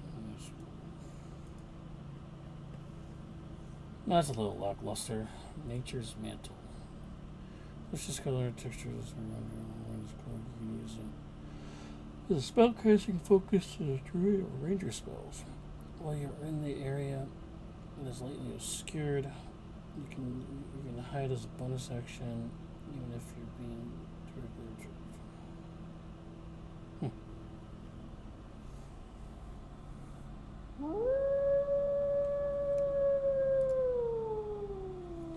Hey, Thorn Umbreon, thank you for joining the pack. It is going pretty well.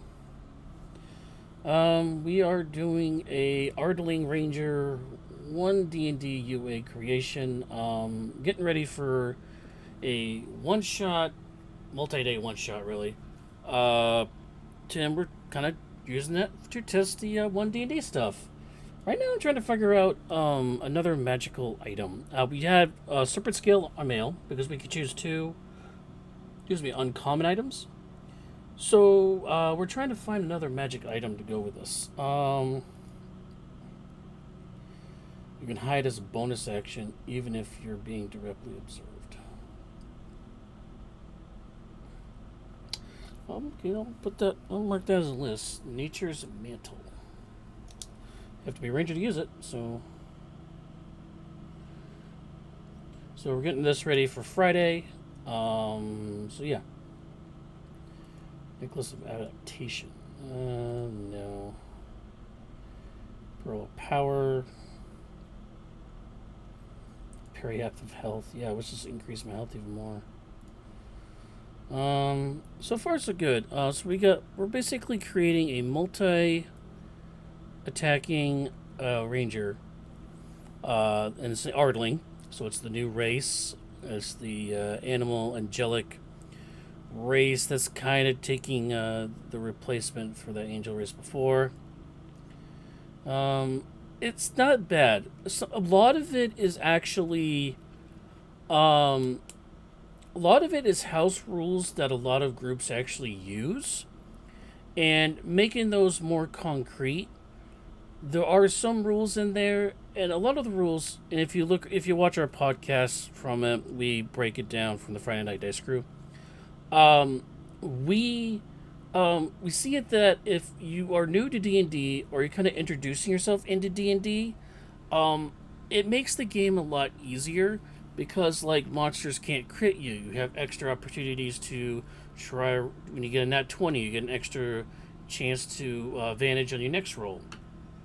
A lot of it's really easy for newer players to try to do things in combat stuff, which if you're a pro player or a long-term player, you really don't have to use those rules. You can pick and choose what rules you want and don't want to use anyways, because these are all suggestive. All these rules are suggestive because it's ultimately the DM's call on how he wants to run the game. If that wasn't the case, you wouldn't be having ASMRs and bird people flying around on your games all the time. A lot of those races were banned. Why can't you just ban some of the other new rules that you don't just use those rules at your table? But some of the new rules are good. Rangers are buffed up quite a bit, so I think that's pretty good. Yeah, I think it is worth looking at because, again, they are creating these UAs for the public to check it out. So and they want feedback. So the best way to feedback is to go in the FAQ, go in the D&D Beyond. It doesn't cost you anything. It's free. Just go in there and you have this whole entire list of your opinion, and they'll read it. And if they didn't want to hear opinions, they want to release this UA stuff out to us to gauge what our feeling is about it. So just look at it. Just look at it, see what's going on. Try to understand. If you don't understand, try to find a friend, or you can jump onto some of our podcasts that we do. We break down the content. There's a lot of influencers and YouTubers out there that do it. So I'm definitely not the only one. So. But if you have any questions, just don't be afraid to ask. I mean, so like in chat or whatever if you're around. We do play every Friday night, 7 p.m. Eastern, right here on my Twitch channel, Sabre Gaming 2Ms. VODs are also available on YouTube, Spotify, and Google Podcast. So check those out as well. Nature's Mantle is kind of interesting. Chrondrix a Primer. Well, you are a spellcaster, technically. A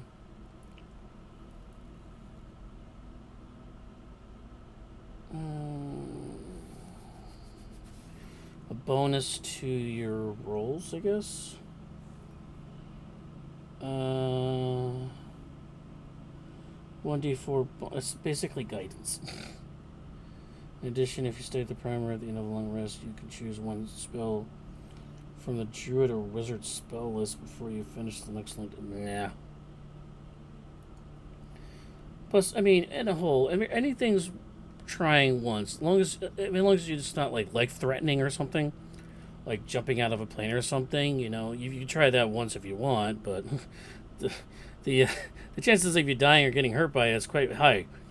But trying something once by just reading content and just trying to understand the content, trying it out, it doesn't hurt at all. Everything's suggestive. Everything's an opinion and like that. So just express your opinion. They're looking for it. So never be afraid. Never be afraid to check things out.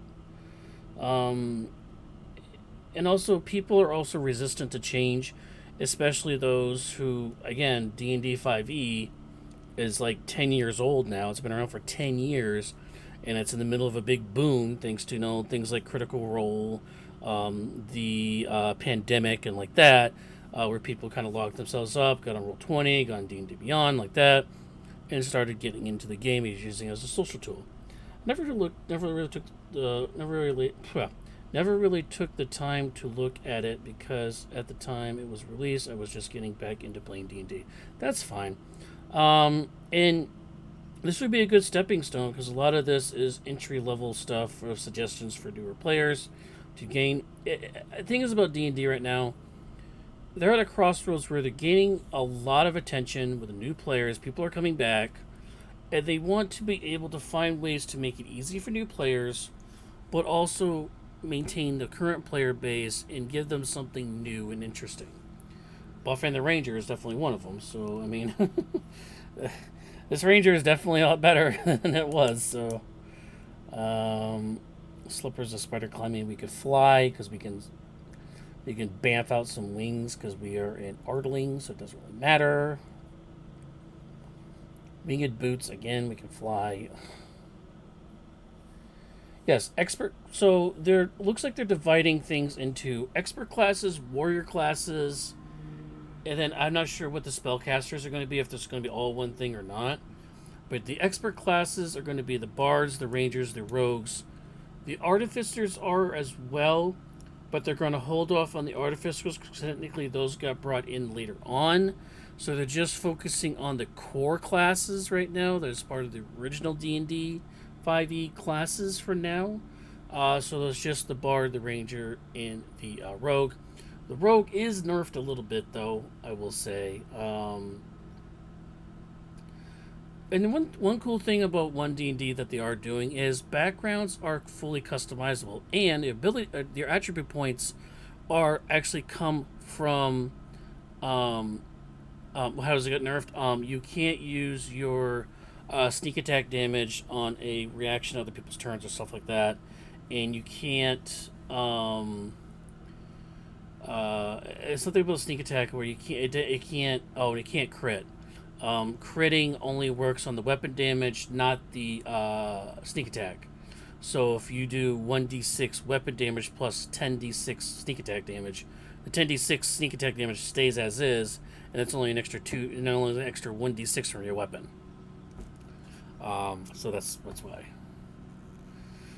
Yeah, and if you got the magical crit, like you set up like Elven Rogue with the Elven Weapon Mastery kind of stuff, where it where it increases your chance of getting double advantage to try to roll that nat 20, and you can have something else that brings it down to 19.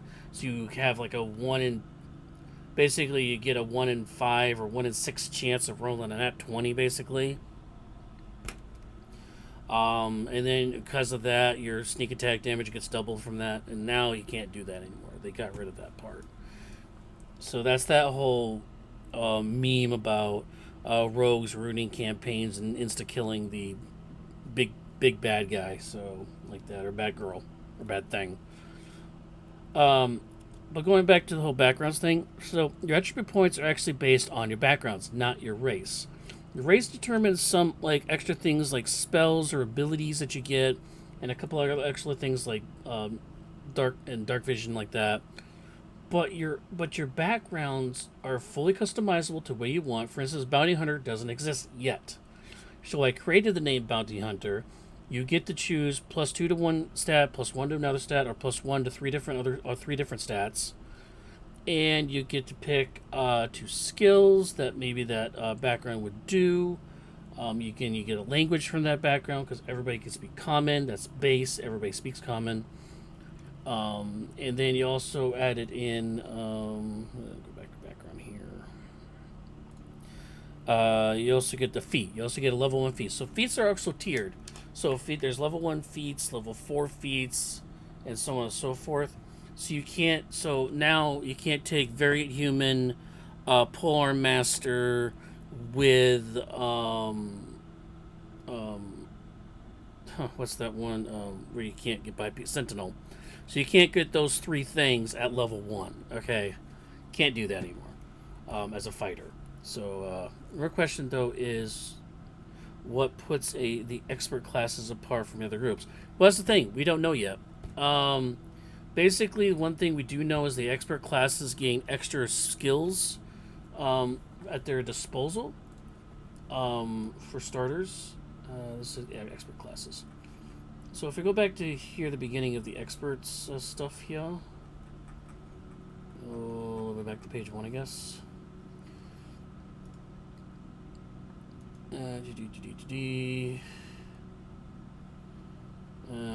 Feedback, blah, blah, blah, parts of the class. Class group, experts. Okay, so there's going to be experts, mages, priests, and warriors. Experts are bard, ranger, rogue, also artificer, but that's later. Mages are sorcerer, warlock, and wizard. Priests are clerics, druid, and paladins. Paladins are priests now. And warriors are barbarians, fighters, and monks.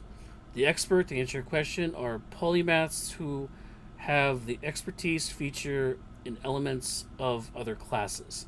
For instance, rangers have the expert feat, where you can choose 2 skills that you gain expertise in, and you also get the fighter ability, the warrior's ability, to get fighting specializations like you did before.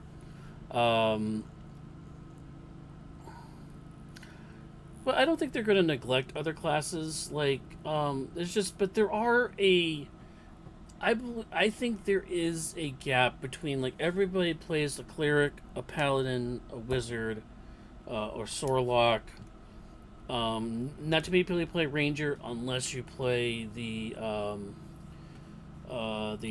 dark one there, the Gloomstalker, which is ridiculously overpowered because he won one of our Friday night dice guys one-shotted one of my bosses with that thing. It was ridiculous. But I guess going back to your question, so they gain expertise in 2 skills, which they can put. So you gain your proficiency bonus in 2 skills, like you do with the ranger, rogue rather. But the ranger, rogue, and the bard had it too. Now the ranger gets that feature as well as a base ability. Plus, they tap into some of the other warrior stuff. Mages are adepts to arcane magic, focusing on utility and destruction. Priests are stewards of the divine and primal magic paths, focusing on healing, utility, and defense. So spells are now not so much class-based, they're now theme-based.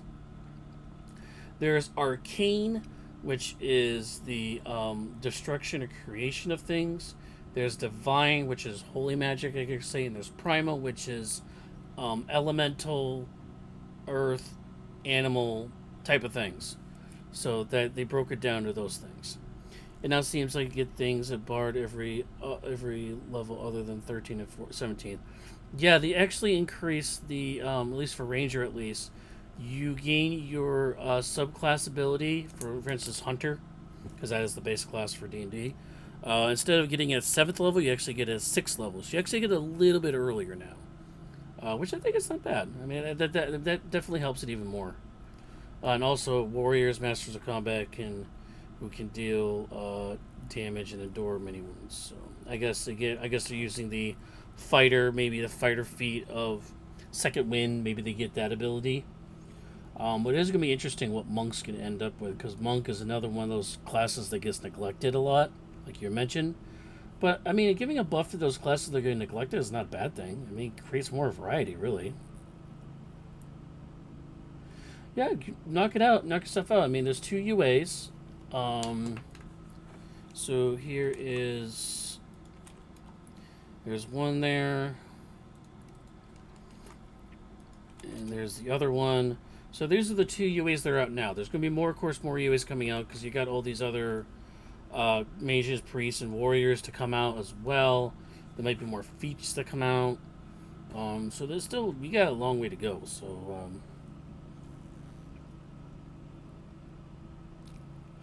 that's cool.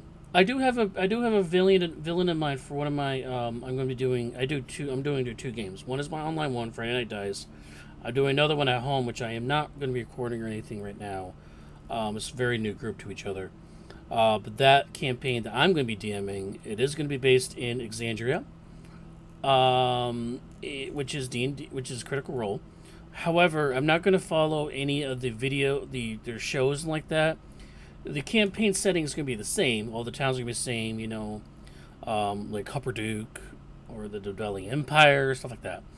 But the stories and the actual flow of the campaign is going to be completely our thing, which is what Matt Mercer has been challenging other people to do: use their world, but do something new and different.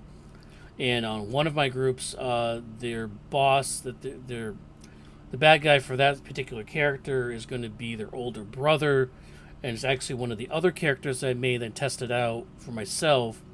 He's actually a barbarian monk that can attack 4 or 5 times in a single turn. So it's pretty crazy. His name is Professor Blight, and I wanted him to be a Myconid. Sorry, and with his professor title, I need to figure out what he studies. Druid Circle of Spores. I mean, why not? I mean, if it's Blight, why not be Spores? Either Circle of Spores or even Ranger Swarm, or you can just do a cross. You can do a cross multi-class with that too, because it is you can multi-class that, and that way you can get swarms and spores together. So maybe you get like inflicted insects that spread diseases, maybe, and that's part of his thing, where he creates diseases and finds ways of spreading it. I mean that's the movie Tuxedo, with the water Schneider. Um, I guess that comes from that. But if you want to check out the Bard, one of our guys is going to play the Bard one. That's going to be Friday, so if you want to see how the Bard plays out, check it out then. So, well, I am glad I helped, and no, I'm not going to trademark that on you. It's all yours. Um, but I'm glad I can help. So,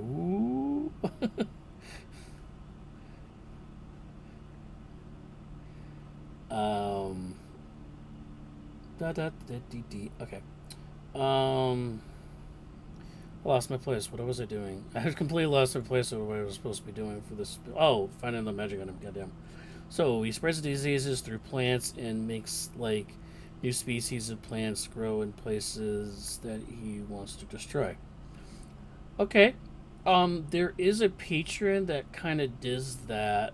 Also, they might have connections with. It is one of the Nine Hells. I think it's the daughter. It's the daughter.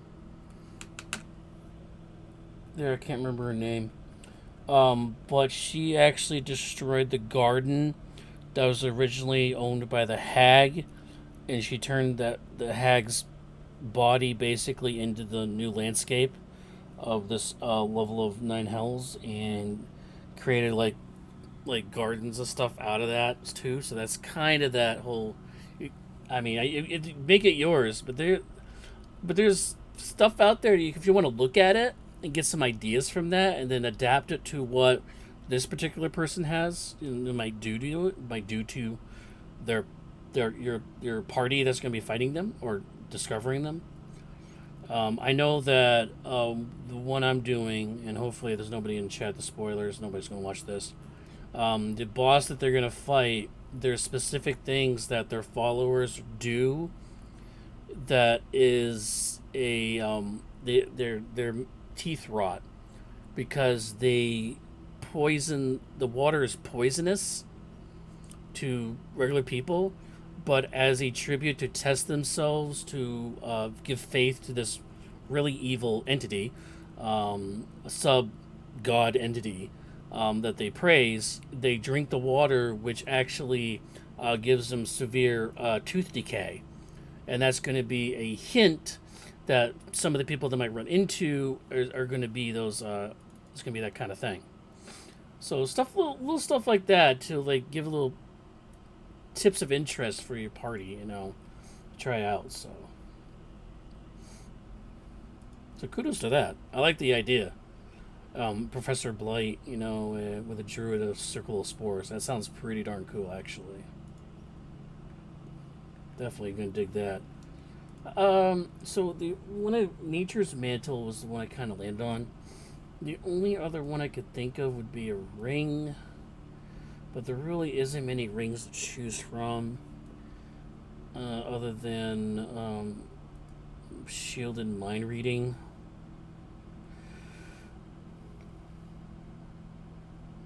Um, you're immune to magic that allows creatures to read your thoughts, determine whether you're lying, know your alignment, or know your creature type. Creatures can telepathically communicate with you only if you allow it.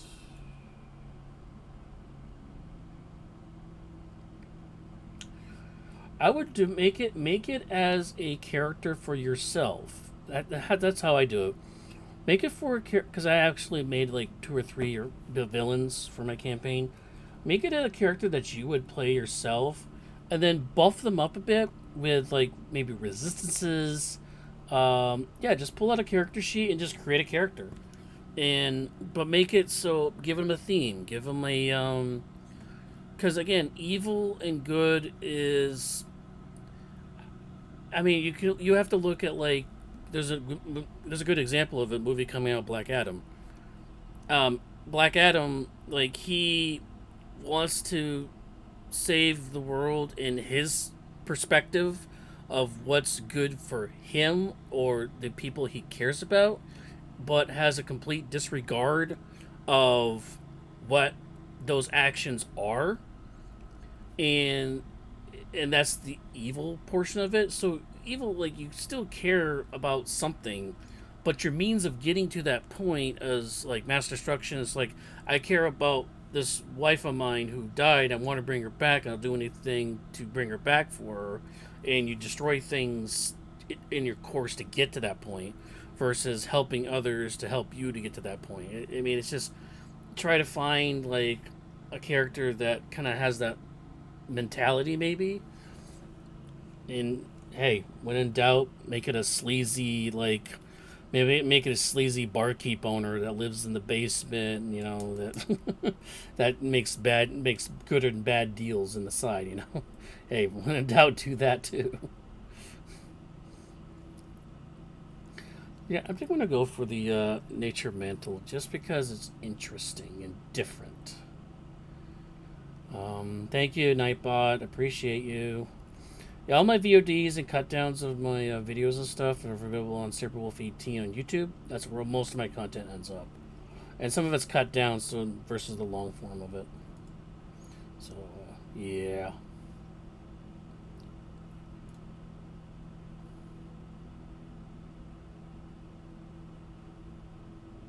Ooh, Expeditious Retreat.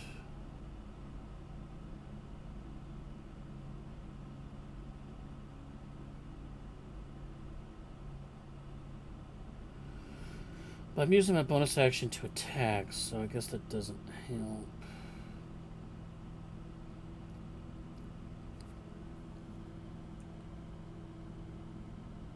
Great, you get 3 charges when you're done. So you actually get a ring that can heroism, disguise self. That's interesting. A ring that you would wearing a ring that you can cast disguise self on yourself 3 times per day. See, you have to be flexible with that because it depends on where in the campaign your party is going to meet this person. If it's early on in the campaign, you only in your party's only level like 1 or 2. You only might only want to make them like level 5 or 6, depending on what minions you have around you. Like, what are there other creatures and monsters that are also sportlings that are act on their own individual turns as a monster that increases the rating of the battle to make it more difficult. I mean, you have to really gauge that on where your party's at, how many extra features are you putting on the battlefield, is there an actual field effect that's happening, like everybody in the group takes 1d3, say 1d3 damage from the poisonous air that's filling this room. The nauseous fumes in the room causes 1d3 damage per round on the 20 on the counter of 20 on the initiative. Stuff like that. There's ways to make the encounter harder and easier.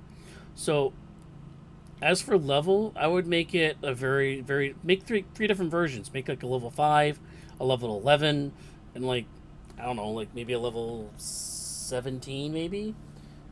Like 6 levels apart each, like 5, 11, and 17 are kind of tiers. I would make one for each of those tiers. And you would have a master one, and you have like a master one, like level 11 one, and you have a master 5 version, so you have different versions of it. So depending on where your party meets them, you can pull out the one you need. Oops. Why not just make him the levels where he gets all the subclass features? That too. You can also do that too. And then you can also pitch him on... Again, that's the difficulty of adding more monsters. Minusing the attacks he has, lowering his health, increasing his health. His or her health. 2, 6, 10, 14. Yeah, that's it. I mean, every multi-class is different for when you want to gain things, when you want to lose things. Like my current character, Ryan Yunari, he's a level 9 paladin, level 3 sorcerer. He's a Sorkadin. I got 1 level of sorcerer, 1 level of paladin, rush paladin to 9, so I would gain haste as a free spell, and then I move sorcerer down 2 spots to 3 to gain rapid casting or whatever it's called. So I can cast haste as a bonus action, and then be able to get still get my multiple attacks per turn. So on the same turn, so I can cast haste and attack on the same turn instead of I cast haste. Okay, that is my turn. Now I can do it as a bonus action and be able to attack and move around the field and do all this other stuff as a paladin. Plus, him being a Leonin, he can frickin' move. he can move like something like, I don't know, it's like 160 feet in one turn or something like that. It's ridiculous. It really is.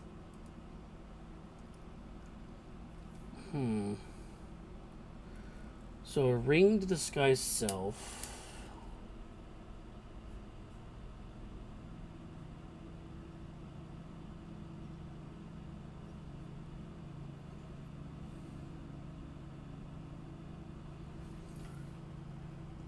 Or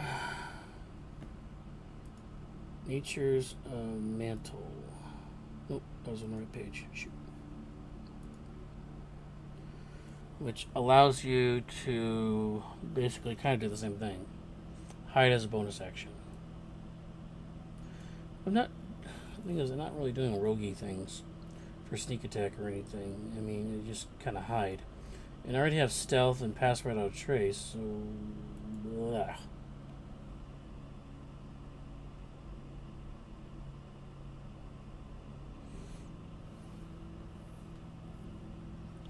Okay, we'll go with the ring.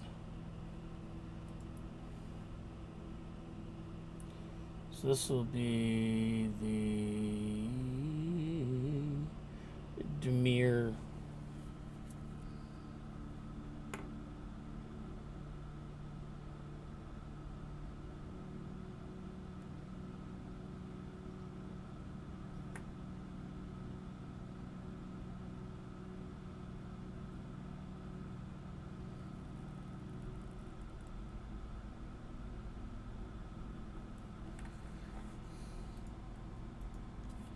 Call it a Demir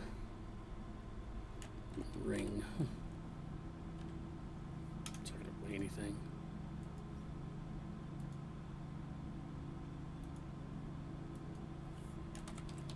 Cast this guy's self has 3 charges. Has gains 1d3 charges per dawn. Cast disguise self. Use 1 charge to cast disguise self.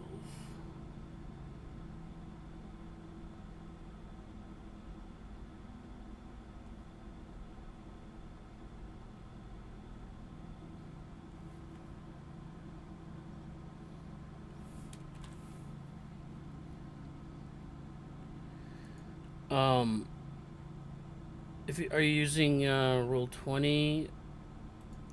If you're using roll 20, there is a exclamation mark box where this is like an info box at the top, which pulls up a search window, and then just start typing out the starting name of the spell. Then it creates a list below it, and then you can just click and drag it over. Like actually here, let me shrink the window down a little bit. So here's the exclamation mark up here. So what you do is, because I need to do this guy's self right now. So I go up here, I go dis for disguise, G. Here's disguise self right here. I click, drag it over, and it appears down here. And then I can hit the another eye right here, opens it, wheel, disguise self, and it'll be the Demir ring. Just call it 3 per day. Close it up. That reminds me that it's 3 times per day. Put that at the top. Because it's my spell ring, disguise self 3 times per day. Like that. I have printed out character sheets. Oh, well then, a nice tool that you can use, that I use a lot, is actually called 5e Tools. It's an app that's available for your phone as well. It's basically a wiki with everything that's ever been put out that's official D&D content. And you can type, search, whatever you find, and just handwrite the spells or whatever you want to put on your character sheet if you want to do it by hand.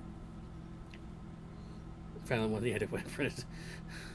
Well, if you printed it out, I would recommend using pencil. That would help with editing. I'm sorry, I'm trolling.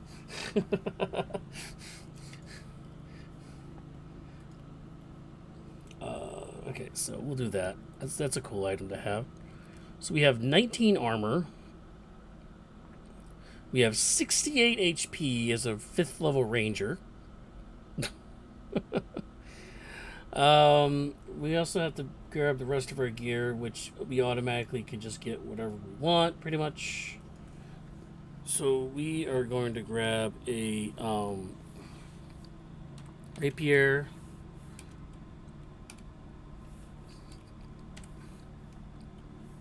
God dang it. A rapier.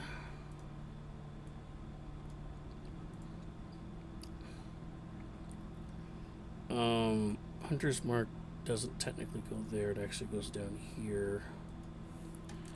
Hunter's Mark. 1d6. Critical damage doesn't actually apply. It only applies to weapon damage. So, mwah. So technically, there is no critical damage.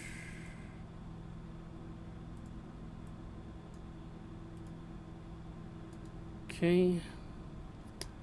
And I gotta find weapon.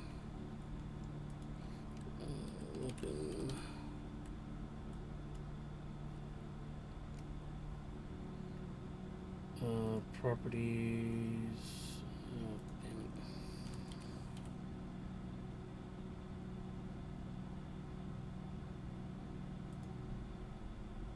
it.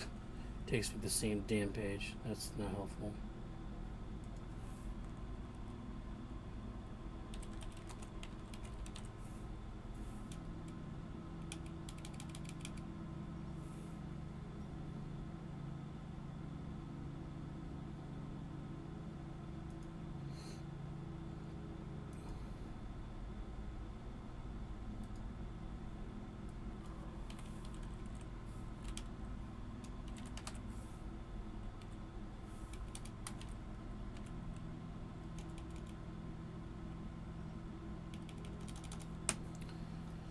Well, okay.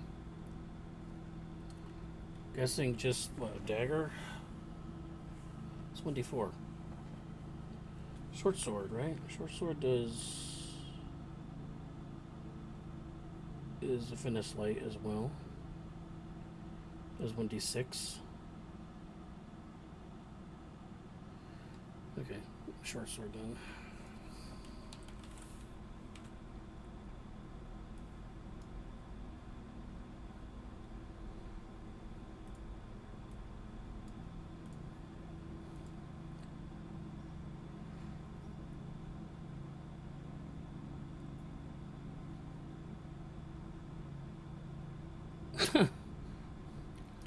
Well, that would definitely fit your character for being around for a while then.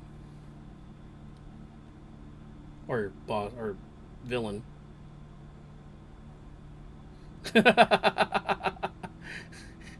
he, he went to college and he majored and he has like four, he's like five majors. So you went to college for 6 years, majoring in art, biochemistry, mathematics, teaching, psychology, and he graduated with an associate's. But this guy graduated with a doctorate in each.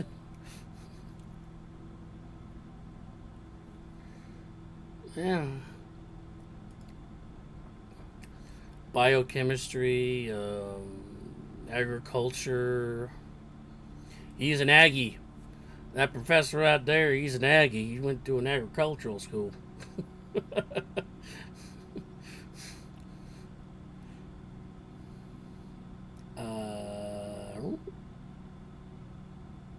Well, no, I'm not going to do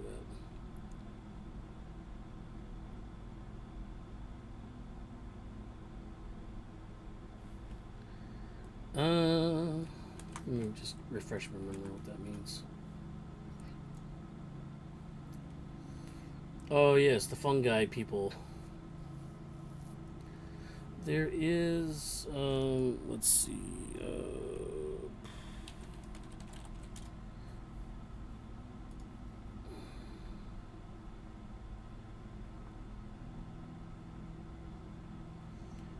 is it Glacia?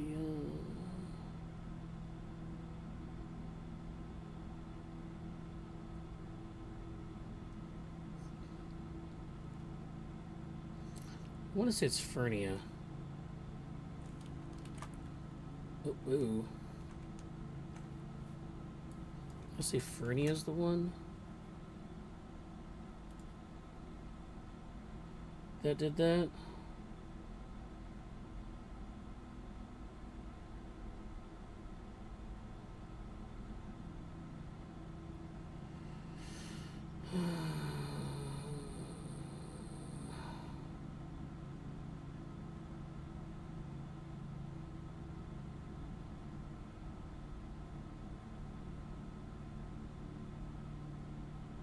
No, it's not Fernia. It is Glacia.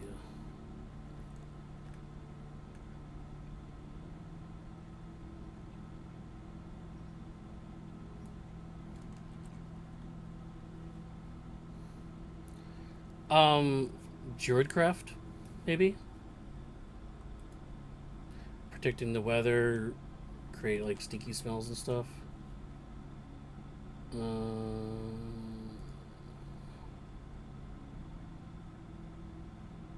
Yes. It's Glacia, and you want to look up her level, which is Melbolge, Malbolge, and it's pretty messed up. Well, all of them are, but yeah, I mean, if you look up Melbolge, Malbolge, that tells you a lot of like there used to be a hag that ruled that layer, and her dad basically let her just take it over. She blew the hag up, and she exploded and turned the garden stuff into this crazy stuff. But there's one garden in her keep that's out of the skull of the hag is her keep, and she has this. It's pristine. It's like you were like in the good side of the Feywild. It's pristine, beautiful looking garden. That's just her little area. That area, but then there's other gardens and stuff throughout the place that like kind of pretty much kill you.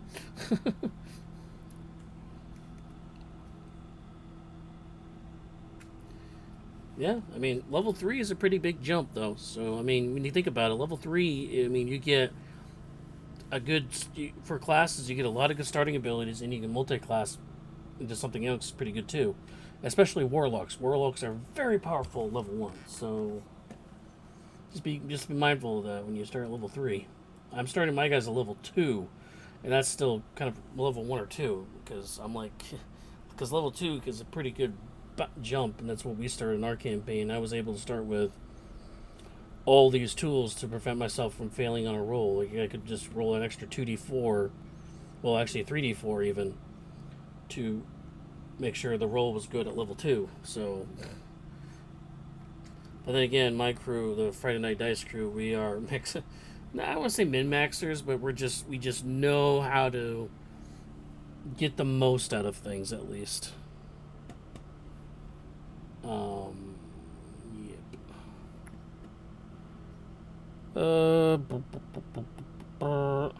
What else want to grab?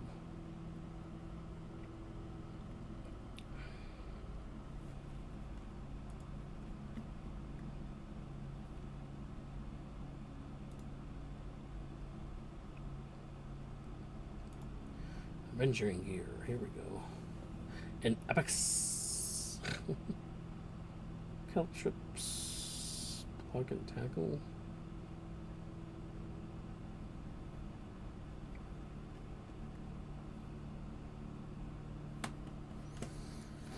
Let's grab a grappling hook and some rope.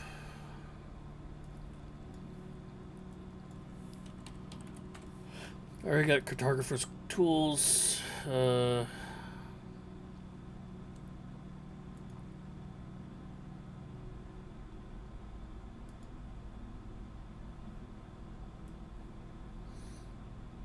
Silk rope weighs less, I guess.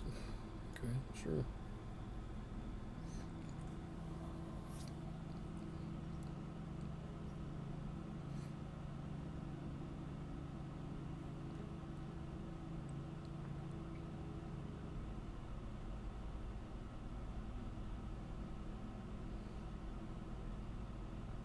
Portable ram. I'm so glad I grabbed that on my from the current campaign. Woo! 1,000 gold. Damn.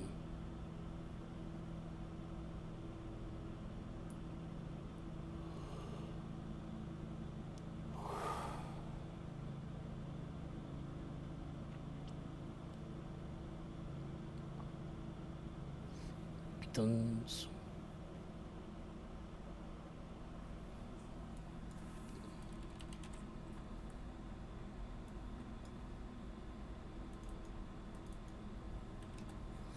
That this guy really needs it because he can fly.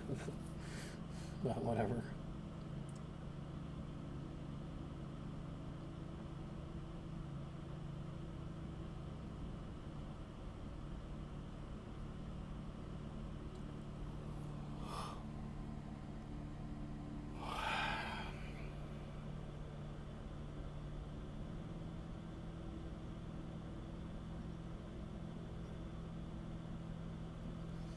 Hmm.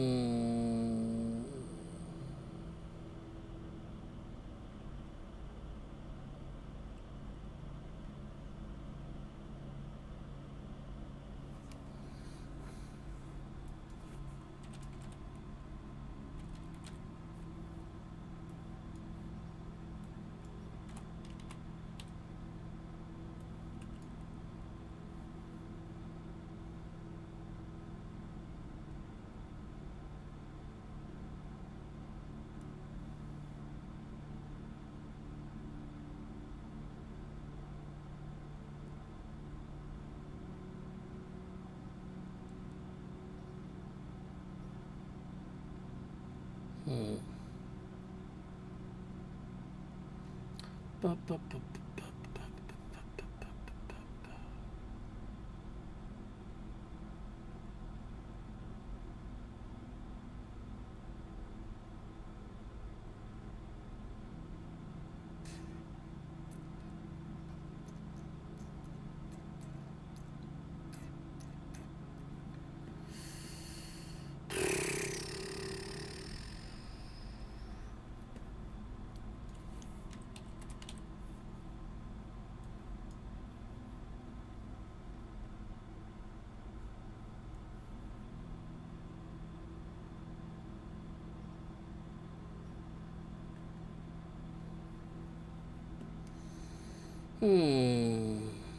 Soap.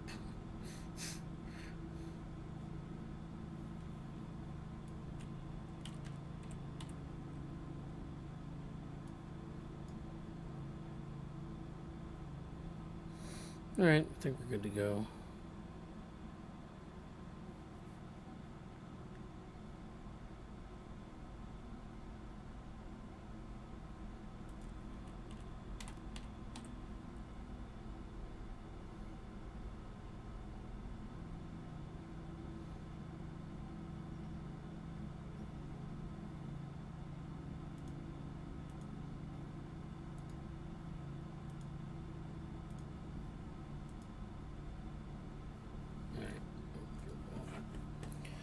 Okay, I think we're good to go here. Except for a name. We need to find a name.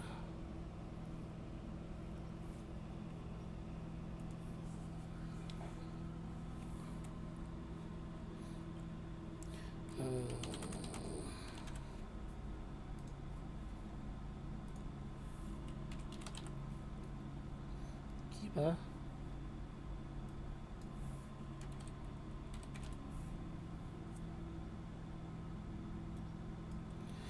What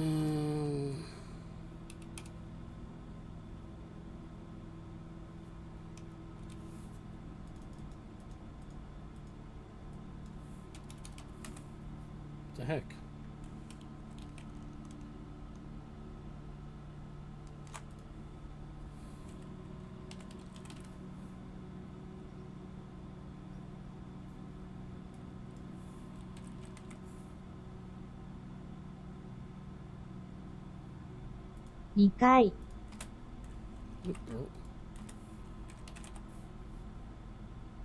井戸の牙井戸の牙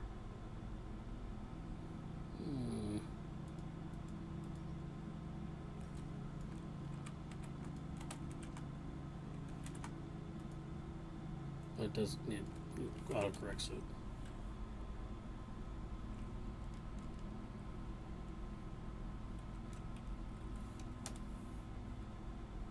2回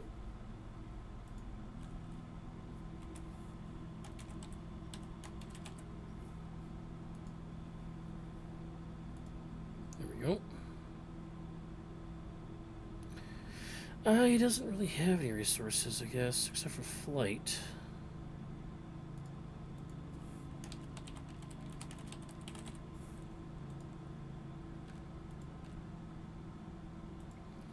Use proficiency bonus. Where's the shortest, longest one?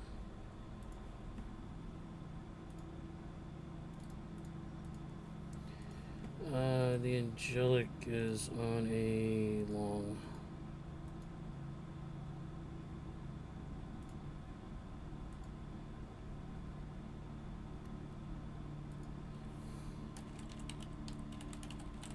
Let's call it disguise ring. 3. Just to save it for now.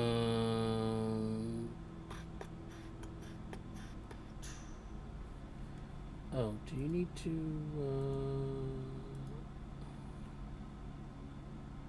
yes, you have to attune. Well, you don't have to attune to armor, so...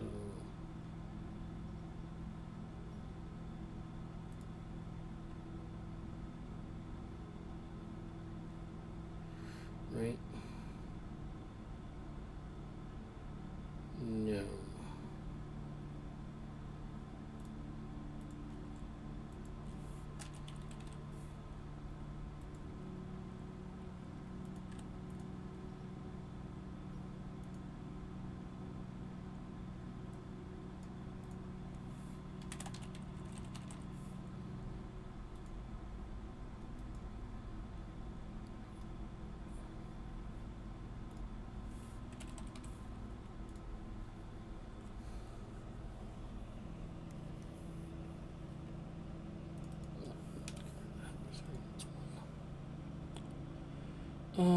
Oh, I didn't pick my expertise. Expertise?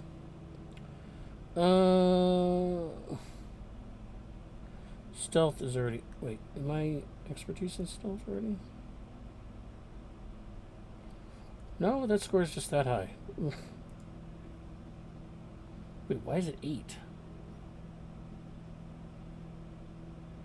Oh, because... Never mind.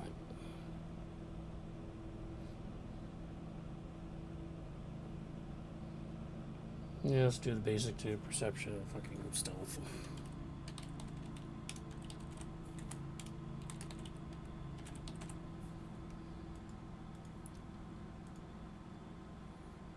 Guys, you just sneakity sneak. Alright, so perception, expertise, and stealth. He has 11 in stealth and 8 in perception. He's got an 18 passive perception. Woohoo! Alright, I don't bother with those because it's one shot.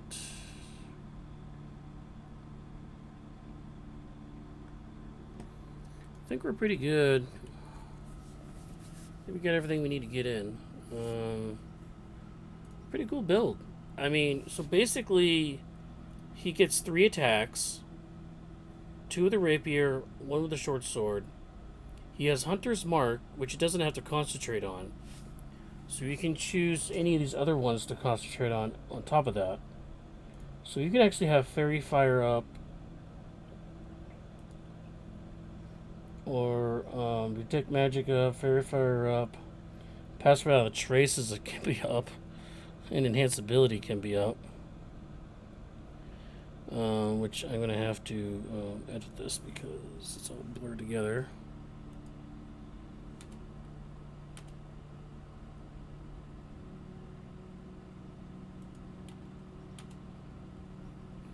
Bull Strength, Cat's Grace, Eagle Splendor, Fox's Cunning, Owl's Wisdom.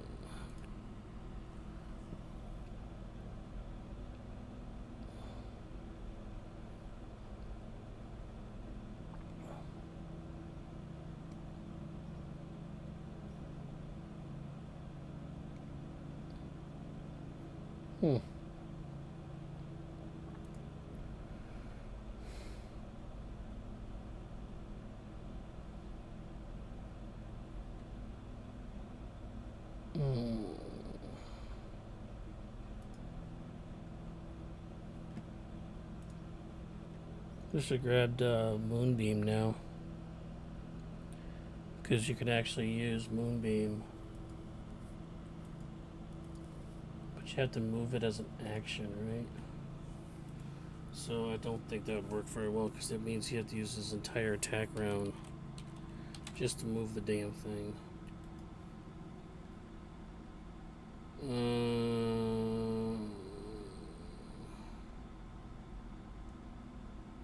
And if your turns after you cast a spell, you can use an action to move the beam. So, alright, so testing this out.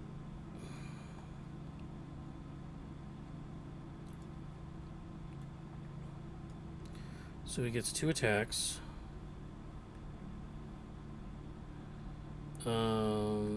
So first attack, second attack, and then offhand attack. And if those hit, like 18 hits, plus he has Hunter's Mark on, he does 9, 11 damage there. Since he damaged the target, he gets Hunter's Prey on the second attack for another 17. And on the last attack, he hits for another 4. So, 2 plus 9 plus 7 plus 10 plus 4 plus 8. 40 damage on 1 turn.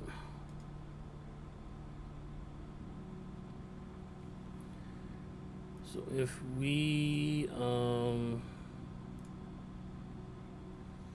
dice this, output 1d8 plus 1d6 plus 1. Oh, plus the modifier 2. Plus 5 plus 1d6 plus 1d8 plus 5 plus 1d6 plus 1d8 again plus 1d6 plus 5 plus 1d6.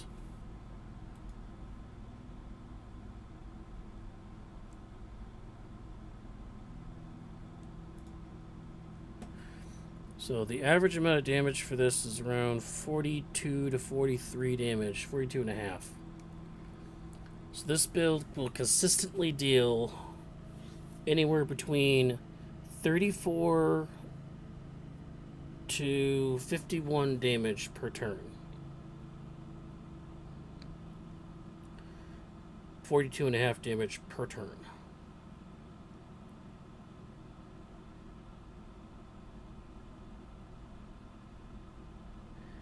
It's not bad. Like consistently with like 42, 43 damage every single turn. That's how much they're doing. If they can hit. Which they do have a plus 8 to hit.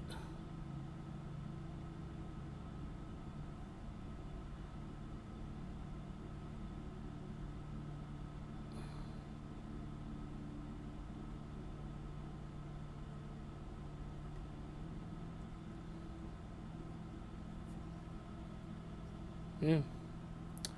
It's not bad. Yeah, you can get up to around 51, 52 damage 2% of the time. You get to 51. He maxes out at 60. So this build has a minimum of 22. So the minimum that you could do in a turn, if all 3 attacks hit, is 22 damage. He maxes out at 60. If you miss, say, the first attack, so get rid of, like, say the first attack missed, which means this 1d8 actually goes on to the end. Calculate that. Your minimum is 15, the max is still 44, you're averaging about 29 and a half. So you lose about 10 damage.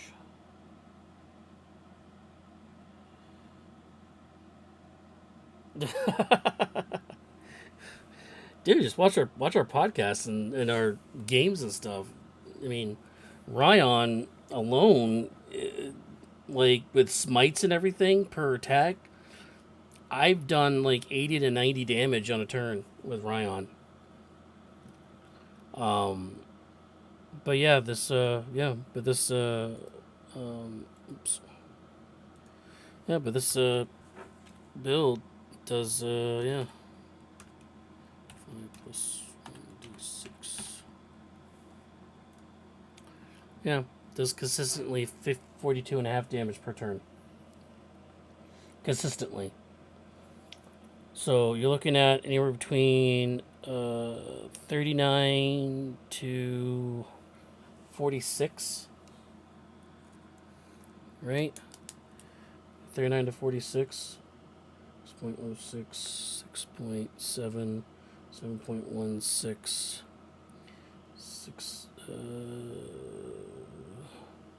7.40 times 2 each.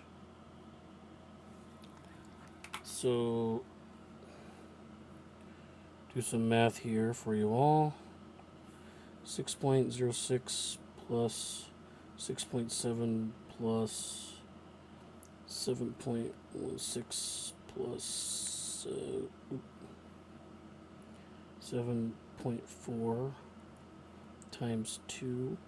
So 54% of the time, a little over 54.6% of the time, this build will do anywhere between 3940 to 45, 46. So about 40 to 45 damage. 54% of the time, this build will do 40 to 45 damage per turn if all 3 attacks hit. That's 2 main hand attacks with a double with the extra attack, and the offhand attack as a bonus action. You have to use your action double attack, bonus action, extra attack, bonus attack, offhand attack. But with this build I made here, it will do it. So we have an Ardling Ranger, 5 Hunter. The damage part of the build here is specifically is we have a rapier and a primary hand, short sword and an offhand. We are using favorite enemy, which is the Hunter's Mark, which we get automatically, use as a bonus action, and does not count for concentration. That adds an additional 1d6 damage per attack for every time we hit. Extra 1d6.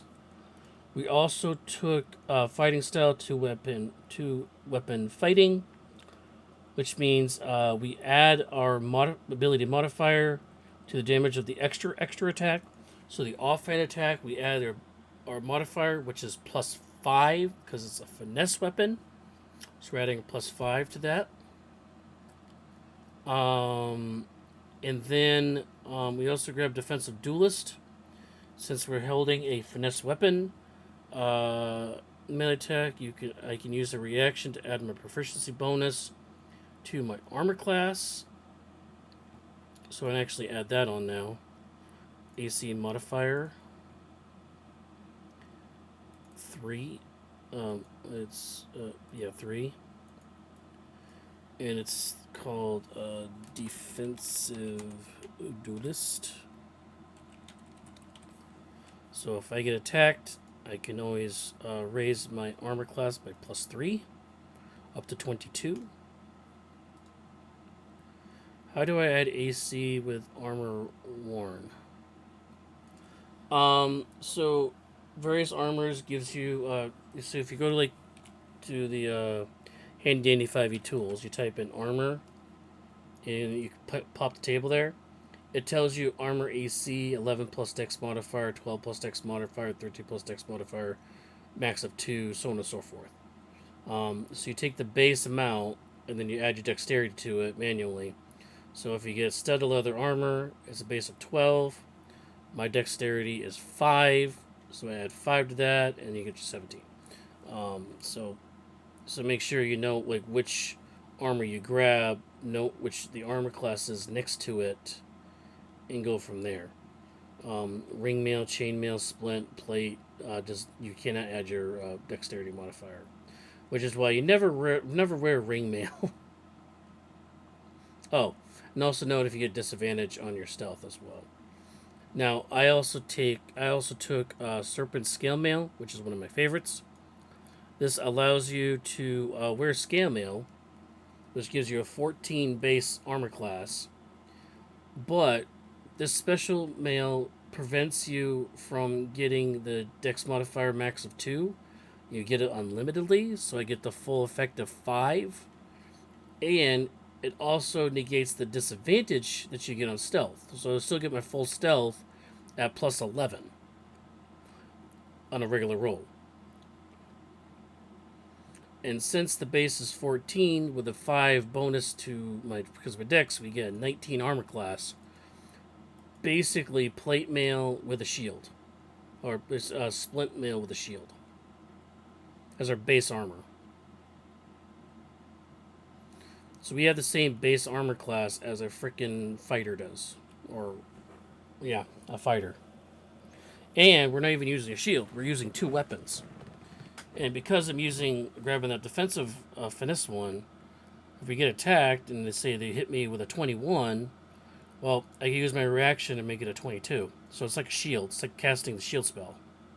And it's only going to get better as the levels go up because it's based on your proficiency bonus. So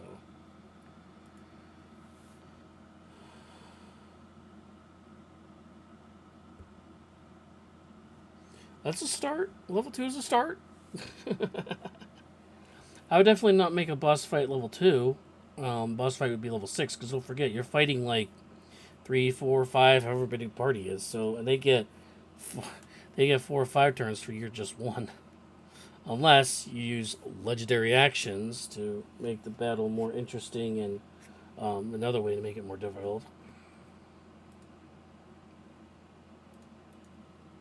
But unfortunately, I'm going to stop there. It's 12:45 at night, and this building stream has been going on for about 3 hours exactly. And I streamed earlier with my Final Fantasy VI Worlds Collide, which is a randomizer for Final Fantasy III and the Super NES emulator. Check out that community, ff6wc.com. Great community there, Discord there too. So I'm gonna call it right there. Thorn Umbreon, just message me through like Twitter. I have Twitter account SaberWolf18 or on YouTube SaberWolf18, or you catch me on chat right here. And just let me know if you want to bounce ideas off me and like that. Let me know. We have excellent crew here. Sean and Bailey are very knowledgeable about D&D, and they love to explain things and break down things, and they always catch extra little things that some other people didn't catch before. So definitely listening on the podcast like that if you want to check those out. Again, those are available on my YouTube, Spotify, and Google Podcasts. Just search Friday Night Dice, and it should come up on a search. And from there. I appreciate you hanging out. Appreciate you following me. So shout out to that too as well. I am Saberwolf, and that'll do it for tonight. Thank you very much, and have a good day. Yep. I'm glad I could help.